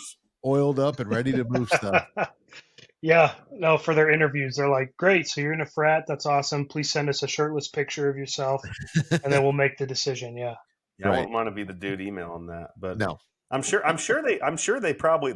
their start was probably right. Like, yeah, I think it was started by a bunch of college guys. Yeah. Trying to earn money. Yep. Yeah. That's cool. No, it is cool. I mean, it's good, but Kind of weird to call. It's kind of weird that, like, I mean, it's obviously stuck, but you know, if you were going straight off the name and that's what you wanted arriving at your doorstep, and 62-pound or not pound, 62-year-old dude pound. rolls Yeah, up with a Marlboro Red in his mouth, he probably, I don't know. I just don't. The branding is weird because you can't maintain it to me, but yeah, I'm right. obviously wrong because they're huge. They're the second largest. It's 800 junk is the biggest though, right? Yeah, yeah. God, junk. I think we got another one here called Junket. Junket. Yeah, I think, Zach, you should create one and call it My Junk. My my Junk. junk. Yeah. I mean, talking about a good. I mean, geez, OP. Just the shock value alone. And I am all about the shock value. You're all about the. You're a shock jock. I am a shock jock. No, I'm not. Yeah. What about all right. Here's the fun, silly questions for you, Andrew. Worst, nastiest job you had to do. Oh, man. So we've done some like hoarder cleanouts, Yeah. which are just never fun. No. The pays for that? payday's fun, but what was that? Hoarders typically are maybe not financially sound a lot of times. Is that Right. or is that a misconception? Typically, It probably could be so it can either be like an estate type thing where family's paying for it. It can be a rental where they never checked in on the property, so owners end up having to pay for it. So we work with a lot of property managers. We do a lot of move outs and all that kind of stuff. The one thing that comes to mind, we did a clean out from there's two. These were both people who had one of them had there was a tenant who left, the other one they had gotten evicted. right. So the Those first are always one, fun. it was crazy, but in the garage there was this like container, like what is it? Just like a plastic storage container. Like a tub or a bin. Yeah, with this liquid in it, and it seemed like they were trying to like ferment something, but it had Oh, toy eyeballs and like fake fingers in it. So it's also like just as weird as it was, like it smelled horrible. It oh, just like they were fermenting, pickling, I don't know, but it was But I it looked like they were like had body parts in formaldehyde. yeah, right. So it was they were just getting like ready for Halloween, and it was only Maybe it was a prop, man. Was it it was like during Halloween? January. could have been, but it was disgusting. And then the other one You that guys was get to the keep anything you find, like if there's something spectacular? oh yeah, Probably I not mean that thin. we've found some things that and then sometimes, I mean, this is another revenue stream down the road is when we buy some land to store stuff. I mean, we're planning to have something that has a little warehouse, has a garage, and then just resell some stuff. And so Right. because there's some good stuff that people are getting rid of. Well, I watch So those we guys who buy the storage sheds, yeah, yeah, and then they go through it, and then they turn it into a retail. They resell it. Oh sure. my gosh! Or just having storage space, or just being a mover. Like you could Yeah. just get into anything, right? I mean, Yep. like Zach, you with your shiny balls. I mean, shiny object syndrome. We say that every show. Every Zach show. has, Zach has Something about shiny my ball shiny syndrome. balls. He chases the shiny ball. I That's mean, awesome. dude, think about how many shiny balls there are, right? Like Oh that's my gosh, tough. dude, my wife would not want me doing that job. What, the shining balls? No, Oh. I shine them fine. I would have to have a warehouse just full of crap that I would Yeah. find and be like, Oh yeah. dude, this would be. She's like, it's a broken whatever widget. No, this could be worth something someday. Well, I wish I always dreamed about I don't doing know if the that's storage ones and opening up and finding like a 1965 Jag or something and being like, all right, here we Yeah. go. I made That's $1 million TV, bucks. bro. It ain't gonna happen. But one of our guys found a couple months ago. He found a watch and he looked it up and it was like $400 watch and it was Okay. in great condition. And yeah, so I mean, you find stuff that people get rid of and they don't care. So it is kind of crazy some of the cool things you find, but some of the nasty stuff, like I said with that one, and that eviction clean out, there was a dead mouse in the bed. It's just you find some nasty stuff too, for sure. I'm sure. Well, it's like your buddy Derek who does the home inspections, and he's gone in those empty abandoned houses, and there's squatters living in them, and Oh, yeah, yeah. I no mean, way. I worked for a moving company a couple of years ago, and we had this one guy who he was definitely a hoarder. When I went and did the estimate, there were so many boxes in the garage. It was from floor to ceiling, just boxes. Mhm. And this was a little like not even a double wide. It was a 55 community. He was getting kicked out of the community because he was uh, I wouldn't say a child molester, but he was wanted for something like in that neighborhood. Mhm. And so they gave him the boot, and he had to go. And I came down and did the estimate, and the guys were telling me when they moved him, those boxes were just plethora, just stuffed, just nasty porn, just garbage, Yeah. and they were all, of course, every box is filled to the tilt, and and I mean, I didn't even know how to. There were so many boxes I couldn't even count them to give like an accurate number. I'm like, all right, there's 15 across and 7 down, and it's 35 deep. I'm like, I don't even know how many boxes are here, and it was just Wait, what was your role for doing? What were you trying to service? Were you providing? moving. We were moving him. Oh yeah, okay. Oh, you're gonna move that stuff? You keeping it? It was the guy who wanted to move it. He paid for it. Whatever, dude. I'll move whatever. So, I've actually had to have. there is your answer, like the no tact to be like, they're gonna see this. I don't care. Right. Well, this guy was a deviant, obviously, but we had a guy who moved. He was an eccentric, very rich guy, and he had a very expensive car, and I had to hire a mover for the car because we didn't obviously move cars. It was there was some crazy stuff I've seen. Yeah. So I could imagine. Now this is people's stuff that they want to keep. I could only imagine. Right. When I think of junk, I'm like, all right, my hot water heater blew up, and I'm too lazy to drag it out to the curb. Although most of the time the plumbers take it with them. But you know what I'm saying? The toilet broke, and I decided to DIY, and now I got a toilet sitting here. I don't know what to do with it. I get it. So, but yeah, I mean, I could imagine, heaven forbid, someone's parents pass on and they go to the house and it's just so much stuff. You don't even know what to do with it. Yeah. I don't, my mom's 91 and my sister told me, she's like, we have to be ready because she has so much stuff. Like, what are we gonna? My mom lives in a little 2-bedroom apartment, but now I found out she's got a storage place in the apartment building somewhere. And I'm oh my gosh. Yeah. No, we do a lot of. She gave away my freaking varsity jacket. Couldn't keep my varsity jacket, but she's got all of the other crap. So got teapots though. Yeah, she's got the china I bought her from. You aren't bitter about that, right? I am still bitter. I had a really nice varsity jacket. I miss it. Yeah, I mean, we've done a lot of stuff like that, and that's kind of even kind of going full circle of caring about people, right? Is we're not going to be the company that's just going to go in and just they're standing there, we're just hucking everything, we're just breaking everything down, right? Like there's a sense of understanding the loss that people are experiencing, being intuitive enough and relational enough with people to where we definitely handle those jobs with care. And actually, to brag on our project manager, he was our first hire, and he started driving the truck on his own and doing jobs. And one lady had called, and her mom had just passed away, and asked us to clean out the garage. And it was he could do the job on himself, so he went on his own, and he called me, and he just said, "Hey man, do you mind if I use the company card to just buy her some flowers?" I was like, "Dude, not at all. Like, do it. You don't even have to ask me. Like, just do it." So he bought some flowers, and he got to the house, and he actually ended up I thought he was just going to get like a bouquet.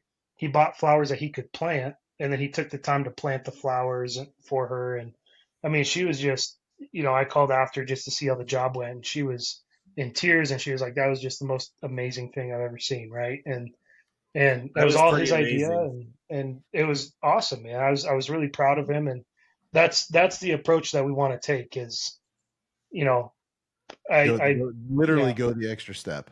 Yeah, exactly. That's better than you taking my company card to buy vape pens, Zach. I don't buy vape pens. I know. I'm just sorry.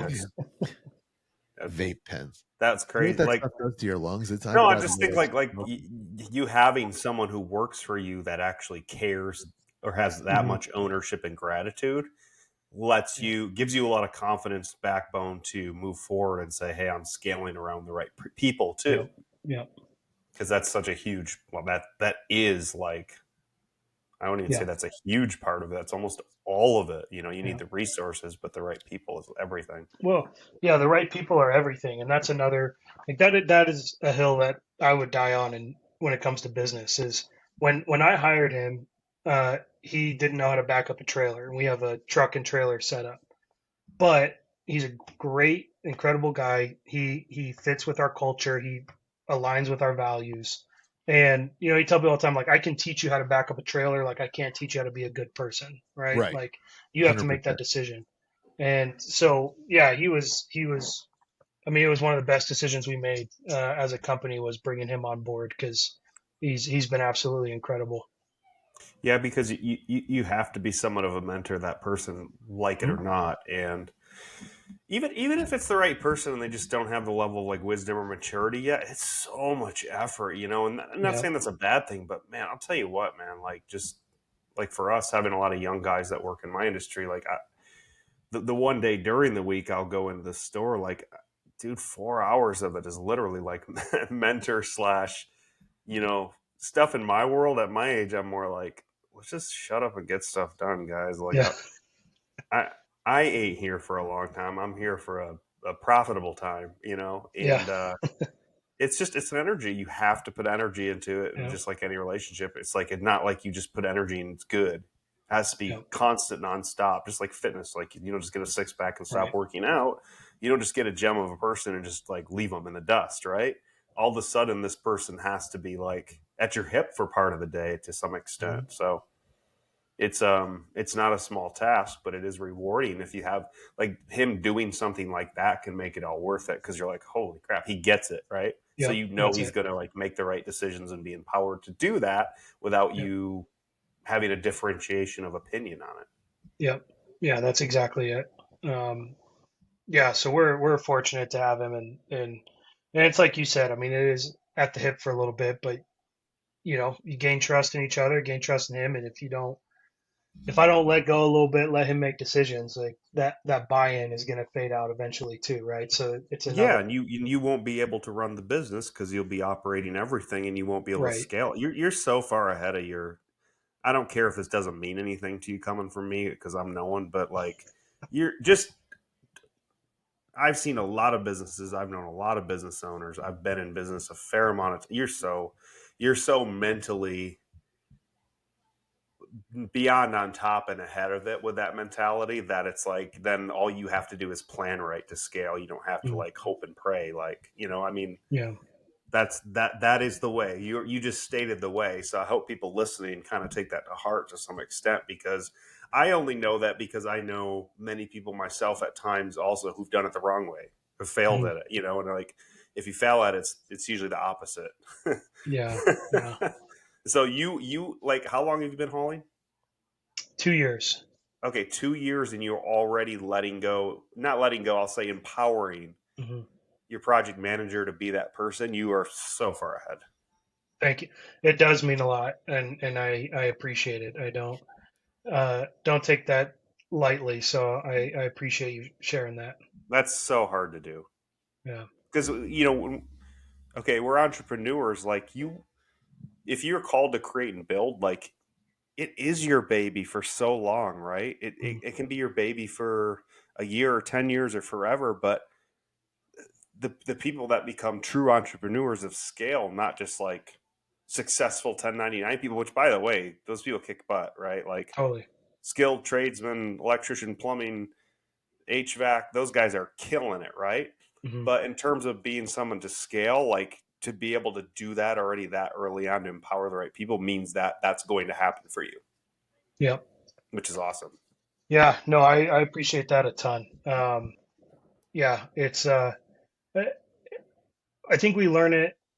I think we learn these things either by, well, it's probably a both and failures from other people around us or from ourselves Hmm. that we've experienced, or simply because we have no other option, right? And I think for me, um, you know, I had a job, uh, and don't want to go too deep in it, just in case whoever listens. I'm good with people, but anyway, had a boss, a lot of frustration, a lot of micromanagement. I talked to a mentor of mine, and I was like, man, I'm just so frustrated. I can't get any of these things that I want to get done across the board. My boss feels threatened a little bit, and he just looked at me and said, well, that's good. And I was like, what do you mean that's good? And he said, well, if you want to become the leader that you keep saying you want to be, you have to go through this. And you have no other choice, right? Mm-hmm. And so, because I experienced not being empowered at a job, I think that set me up to really wanting to empower the people under us and, or with us, I should say. And the other one is just having to, right? Like, I'm still a realtor. I coach high school football. I'm a dad. I'm a husband, and I help at our church, and I speak at conferences, retreats, and so I've got all these things. And so it's like I also don't even have the option to drive the truck and run this business and keep tabs on him all the time. So I have to create a system where he can be empowered and he can do things and make sure. I have to make sure it's the right person, right? And but like I said, I mean, it was the best decision that we've made. Yeah, fail fast, fail often, fail forward, right? Yep. Andrew, how many kids do you have? We have one. He's about to turn a year and a half. Oh, okay, he's a youngin. Youngin, awesome. Little guy. Yeah. Congrats. They're awesome. Thank you. Yeah, he's pretty great. They hit their teens and then they suck. Yeah, come on, man. I'm just letting you know. We have 6, so just giving you a heads up. Yeah, they're all for sale on eBay. Yeah, I do tell people. I do tell people all the time. Whenever I talk about it, especially in front of crowds, I say, a lot of people don't actually know what we mean by junk. So it's anything at your house that you don't want there, we'll get rid of, excluding spouses and kids, right? Right. So yeah. I always make that clarification for everybody. And I'm sure that's the joke that everybody wants to throw. Oh, can you take her with you? I'm sure you hear that all the time. Does anyone ever ask you that in a serious sense? Yeah, that's why I get rid of it right away, so they don't have a chance. Not everyone has a chance to make the same joke. Yeah, listen. When I was in the moving business, I heard more than one occasion. You got a box big enough for her? Yeah, we do. Right. But I'm sure she's going to put you in it. He's a seasoned salesperson too, Zach. He's removing objections and obstacles before they're even brought to him. You're like you're like straight up. He needs to come sell with me. Yeah, no doubt. What does your wife works with you? She doesn't. So she was a paralegal for about 8 years. She actually just left that to go full-time volleyball coaching. So she is a big-time volleyball coach here. She played volleyball at the University of Alabama, Roll Tide. Nice.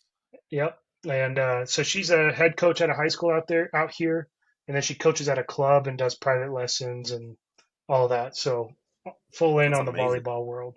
Yeah. Well, that's cool. That's cool. So when she works as a volleyball coach for the school, does she not have to teach, or they have enough? Like, yeah, my wife runs a school, and it's like she wears 72 different hats. So right. I'm not used to hearing just a coach. Like, is she also the PE coach, or Nope. Yeah, in Colorado, you don't have to be a teacher to be a coach. Okay. So, anytime I talk to somebody who's from the South at all, they're shocked by that. But here, don't have to be. You can just be a coach. So. Yeah, we don't have that. Like my father was a school teacher, and he also coached football and baseball. Yeah. And like in my high school, my gym coach and one of the history teachers just seems like more of a scale thing. Like where I grew up, we have a little tiny private school, private tuition. Everyone was multiple roles, but the public school with 4,000 kids had paid professional coaches. Mm-hmm. No, but it wasn't a regional thing. I don't think so. I don't think because Apopka. I don't think the coaches are. I think the coaches are teachers in Apopka. but I'd have to ask. I don't know. And Well, is there a huge public school by you, like with tons of money? Apopka High School is 4,500 kids. Yeah, they And got paid coaches, dude. that's one school. There's They get like three in 12, Apopka. 12 to 15 grand a head for those kids, man. They got the per year I got to ask. I don't know. Lorianne taught it at Wakaiva, so she would know. And that's just as for big. sure. That's 3,000, I I'm think. betting they do. I don't know. Because when I coached sports, I was not a teacher, nor was I paid. I just went there as the dad, and I coached. That was in 1912. Really? Because my son is only 27, so I'm pretty sure it's not that old. No, when I coached him in soccer for 3 years, and then I coached my other son in football, but that was Pop Warner. That was different, but he didn't like it after that. He was not a football player. No. No, he didn't. So by being a coach and giving lessons, she is that like, I'm guessing that's like her main passion. I mean, because that's pretty. I would say that's a pretty big accomplishment to be able to do something like that professionally, like focused, right? And so she can, but then so she can have different ways of earning revenue too, right? Like like you said, like private coaching or coaching a team or training or whatever it may be, Yeah. So she, yeah, I mean, it definitely is a passion of hers. You know, it's not really, unless you're coaching college, you don't really think about it being a full-time career for you to be able to do. Right. But yeah, I think in the last years, she really just learned how good she is at what she does at coaching. I mean, obviously she played at a really high level. Um, she actually would have played professionally in Europe, but she had to medically retire. So she's really good at what she does. But she got her degree in criminal justice and her master's in criminology. So she Wow. was kind of planning on being in criminal sector forever, but having a kid changes things, and working a 9 to 5 took away from a lot of time with our son. And so she decided to make that switch because now she can control her schedule more, be with our son, and make more money while doing it. So it was just a recent decision, um, but yeah, it's absolutely what she's passionate about, and being able to. It was cool, man, because there's always that fear when you step into something new like that, but she stepped out and instantly she was booked out about 3 months. I mean, she's a great coach. Her first year, so the high school that she coaches at is about 4,000 kids, so it's a big school. Her first year coaching there took third in state and won coach of the year her first year as a head coach. And so she's just so good at what she does, and So it's awesome. is most of her private coaching like booked out as a result of Yeah. that much exposure at that? I mean, like if you've got I don't know if kids there playing like private leagues or AAU or whatever they would call it when we were young, but like, Yeah. do they have people where there's parents that have money and they say, hey, my daughter's going to actually be doing this for at a collegiate or professional level, so we're going to throw money into this, and this is coach of the year, third in state, like this is the person to hire? Does that kind of work So that way at some point? yeah, it's part of that. It's also the club that she works at. She played at in high school too. They have the highest D1 recruitment rate in Colorado. Wow. And so it's over 90% of their girls go D1, I believe. I'm not 100% sure, but it's way up there of girls that get recruited. So her involvement there, those girls, she has a funnel right there of girls that just want to get coached. The whole goal is to get recruited. So they'll take as many lessons as they can get. Parents are going to pay for it, and so it's a pretty good setup for getting people for private lessons. Yeah, it sounds amazing. All right. So here's the question. How tall is your wife? This is a funny story. She's 6 foot, and I am not. So I wasn't going for that. I was just wondering. I saw You're the a dick, picture. Zach. It's Zach being a well, dick. I've got a good story that has some wisdom to it if you're open to it. Please share it. So she told me she liked me first, and I did pulled the whole like, well, we should probably just stay friends out of insecurity that she was taller than me. Always Right. said I'd never date someone taller than me. And I went and got dinner with my dad the next night. So we went to Red Robin. We're having dinner, and was telling him about her, and he's like, "She sounds awesome. What's the problem?" I said, "Well, she's taller than I am." And he looked me in my eyes and he said, "You're an idiot." You know, Dad I should do that, was right? like, "Uh-huh, thank you, Dad." But then he took his glass of water, he put a straw in it. And you know, when straws in your water, it looks like it's broken, like it's not connected. He Right. said, "Does this straw look broken to you?" And I said, "Yeah, I guess so." He said, "But you know it's not, right?" He says, "Your perspective is telling you that it's broken when nothing's broken. So once you stop looking through the lens of your pride, you're going to see that maybe this situation isn't broken and you just need to get over yourself." Yes. So I asked her out the next day. Yeah, good job, Dad. So I asked her out the next day, and the rest is history. So, Dads will do that. Well, yep, that's pretty. yep, Be That's like, you hey, know, dude, you're being stupid because you're being a child, and well, exactly. or you're utilizing your ego, or you're utilizing a non-you filter.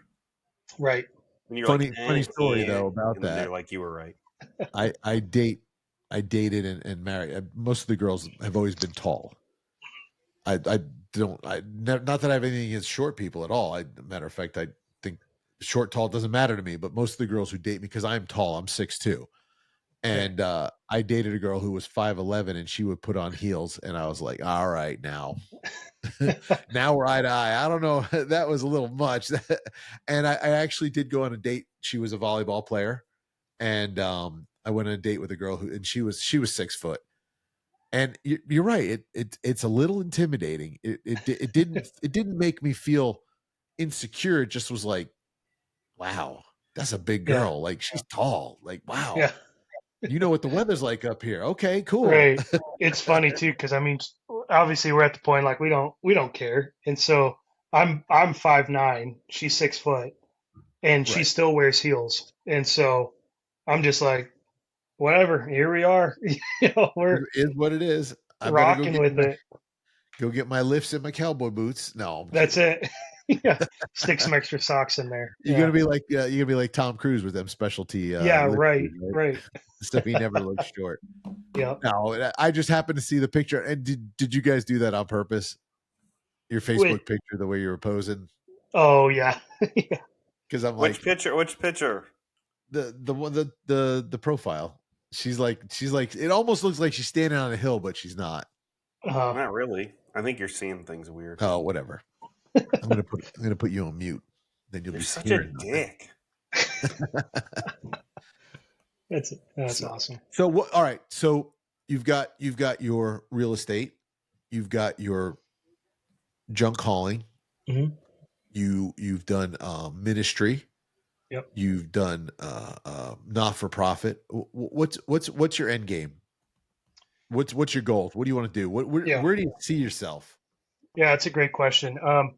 So end game for us, for our family, is we're still really passionate about ministry, about people. Like I said, I have really thankful I've got the opportunity. I preach pretty regularly, whether it's at schools or at conferences or retreats locally.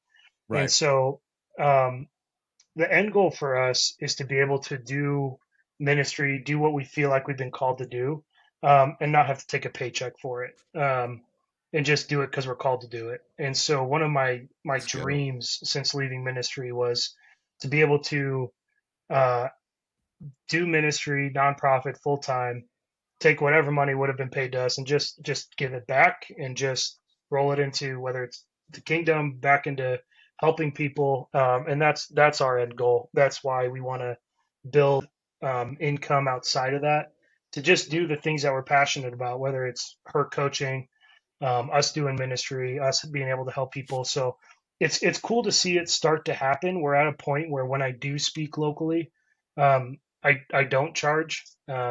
So spoke at a couple youth retreats this year, and yeah, the question was like, well, what's your stipend? What do you charge? And I say, give me a somewhere to sleep and some food, and we're good, right? So to be able to start living that out has just been awesome, and we're super thankful for it. And but that's the end goal for us personally. That's and then awesome. whatever it takes in the businesses to get it there. And it's really sad, and I'm so proud to hear that of you. But it's so sad because most people look at ministry and they go, "I don't want to be a pastor because they're dirt poor." Hmm. Or then they look at the flip side of all the mega pastors or rich pastors, like, "Oh, look at these scumbags robbing their people," and Right. you don't even know. People who run their mouth like that just have no clue. Yeah. You know, like everybody makes fun of Joel Osteen because how rich he is, but they don't realize that he made all his money off of books and videos. It has nothing Right. to do with his offering. He doesn't even touch his offering. Yeah. But it's really cool to hear that. And I found this out one night. A big name was coming to town, Jesse Duplantis, and I was like, wow, he's in a little church, and I found out he doesn't take a paycheck either. Mm. Now they do a love offering for him, obviously, Sure. but he does not ask for a paycheck. He just comes and preaches, and whatever they give him, and Yeah. obviously he's doing pretty well. As he says, he's got the biggest house in Louisiana, and you know, but my wife is the tithe and offering and announcement pastor at our church, and we have a very dear friend who kind of educated her on the tithe, and it kind of aligns with what you're saying, to where the tithe was Old Testament, Mm. and now Jesus didn't come to destroy the law, he came to fulfill it. So now the tithe is not really required, it's now giving joyfully. Yeah. And 10%, you should be able to live off of nothing. You should Yeah. be given 90% living off the 10. And Yeah. that's the whole new look. And I like that look. That's a good Yeah. look. Yeah. Yeah. We really try and, because that was another thing, was as we make money, we want to give money, and Sure. it's really as simple as that. Of um, whoever we can, if we have the ability to help people financially, we'll do it. And but I think that is the bigger concern, like whether you're going to give joyfully to your church, whether you're going to buy somebody a meal at the restaurant you're at, you're going to get a meal for a homeless guy, whatever it is, whatever you feel led to, just being generous with what you have. And that's what, my wife had, when we started really talking about investing, we had this pretty serious conversation where she said, like, are we being greedy? And we thought about it, prayed about it, and just ended with, like, well, if we're generous with what's given to us, then no, we're greedy if we're not being generous. And so we just try and keep that at the front of mind for us, of we just want to live generously. We want to, and I do, like, again, I'm passionate about coaching. I love talking with people about what we've learned thus far. I mean, the biggest thing for me is learning to expand your capacity, going from a 9 to 5 to everything I'm doing now in 4 years. It's learning what you're really capable of. Like, I love Right. teaching people that. So anyway, it's just being generous with your knowledge, generous with your funds, generous with your relationship. Yeah, the only thing that's wrong about wealth is the fixation of accumulation, but stewardship is a Mhm. great thing. Yeah, Yeah. absolutely. Like wealth in the right Absolutely. hands is fantastic. Right. Absolutely. And of course, everybody gets the love of money is the root of all. First of all, you're doing it all wrong. You're totally wrong, Yeah. but that's beside the point. Yeah. But that's awesome, and I commend you on that, and that's our goal too. I mean, one of the things that I'm working on, and Derek and I do this podcast because we want to become rich and famous. No, I'm kidding. Love it. Well, we do, but Mine Don't is forget me when famous. you get there. no, of course not. Well, I keep joking. We're going to have a show with all our guests on it. We're going to have like a big Zoom call and everybody. Nobody's going to know Be who's awesome. talking. Yeah.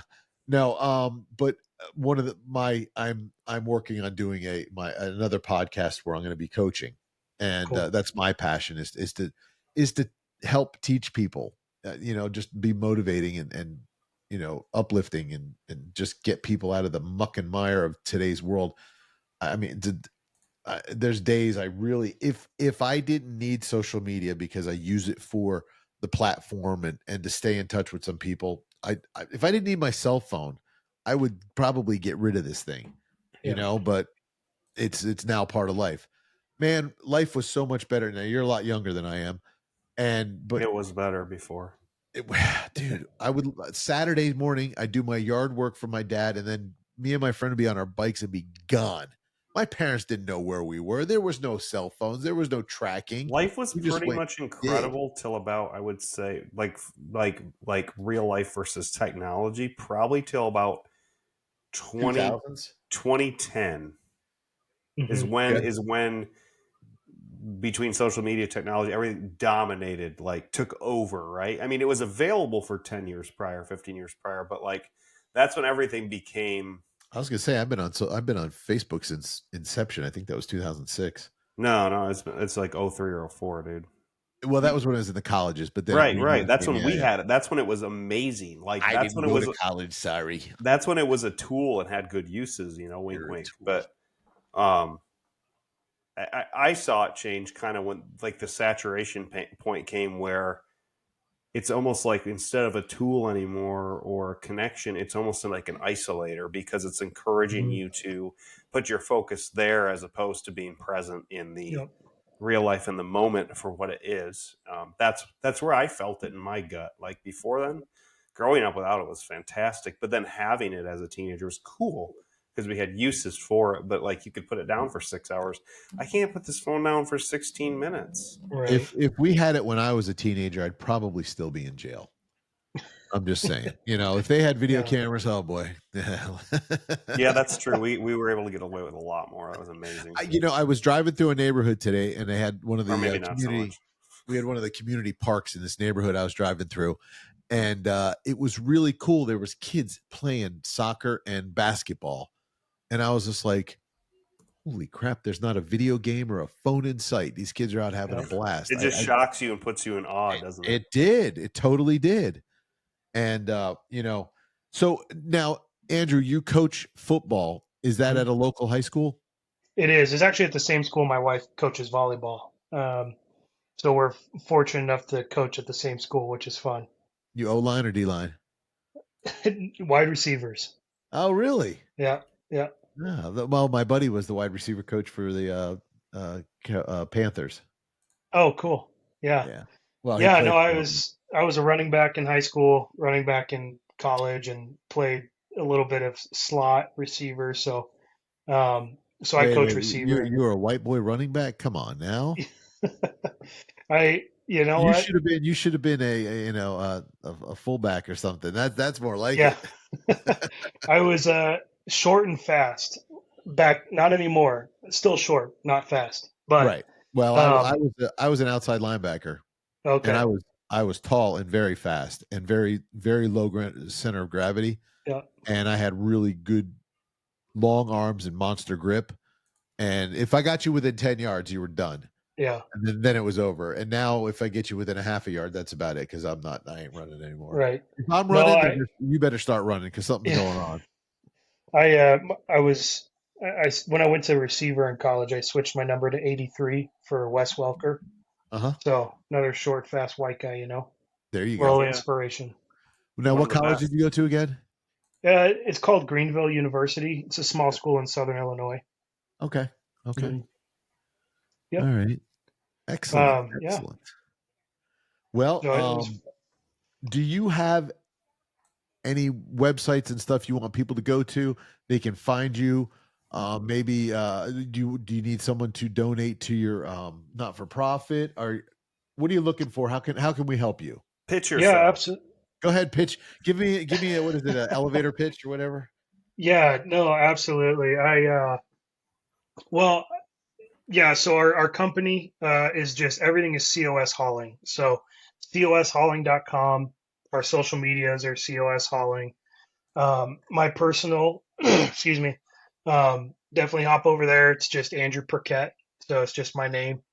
Um, but yeah, like I said, I love talking to people. And so I just put an open invite out there of send me a DM, reach out if you have questions.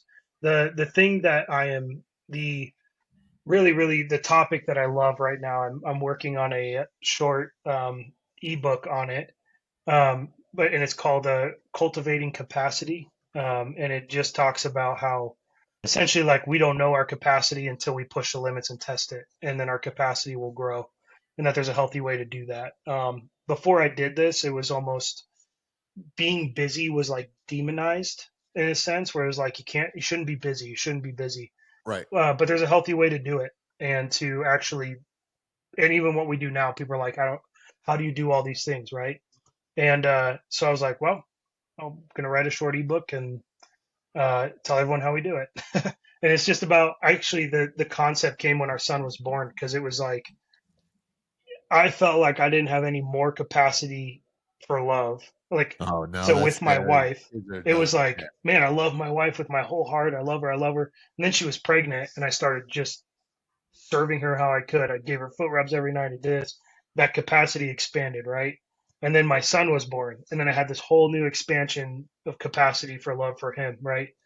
And so it's a concept that I'm excited about. I'm intrigued by, that I live by. So really trying to just communicate that to folks. I speak on it, and trying to write a little ebook. But again, I put an open invite out there. Just DM me if you have questions. I love talking with people. Where do you speak? Do you stay in the Colorado area, or will Um, you go anywhere? I'll go anywhere. Yeah, so I'll go anywhere. I've primarily done it just in the Colorado area, Okay, but we'll go anywhere for it. excellent. Yeah. Well, we appreciate your time, and I know we had a little couple scheduling conflicts, and then it turned out to be a winner. I'm so glad. Yeah, me too. We had some technical difficulties, and luckily, I don't know how Derek, he figured it out. He's a genius. I give him credit where credit's due, Yeah, because I Derek. couldn't have figured it out. I was getting frustrated. I called the company, but anyway. That being said, we got the show tonight, and it was fantastic. We had an amazing guest. I'm very happy. And when you get your ebook ready and it's out there, make sure you let us know. We'll put it on the site so people can get a hold of it. Are you going to sell it on Amazon or? We'll do. Yeah, I'm not sure what platform yet. Okay. It's started it pretty recently, but want to, at least get the concept out there and have people looking for it. So I don't know what platform it'll be on yet, but it'll be on my social media and all that when we do. So Beautiful, beautiful, and make sure if you start doing podcasting, Andy, you stay in touch with us. I will. You got it. Yeah, we did it for a while. We'll come on and harass you. Yeah, there you go. I just got to increase my capacity for it. Just kidding. There's 27 hours in the day, last I heard. That's right. That's right. Yeah, so we'll stretch it out a little bit. Excellent. Well, once again, Andrew, thank you for coming on. We really appreciate it. And guys, everybody out there, as you know, we love the fact when you watch us and you comment, whether you love us or you hate us, we don't care. We love you regardless, and we appreciate it. Derek, great show. Thank you, my brother. And to everybody out there, peace. Good night.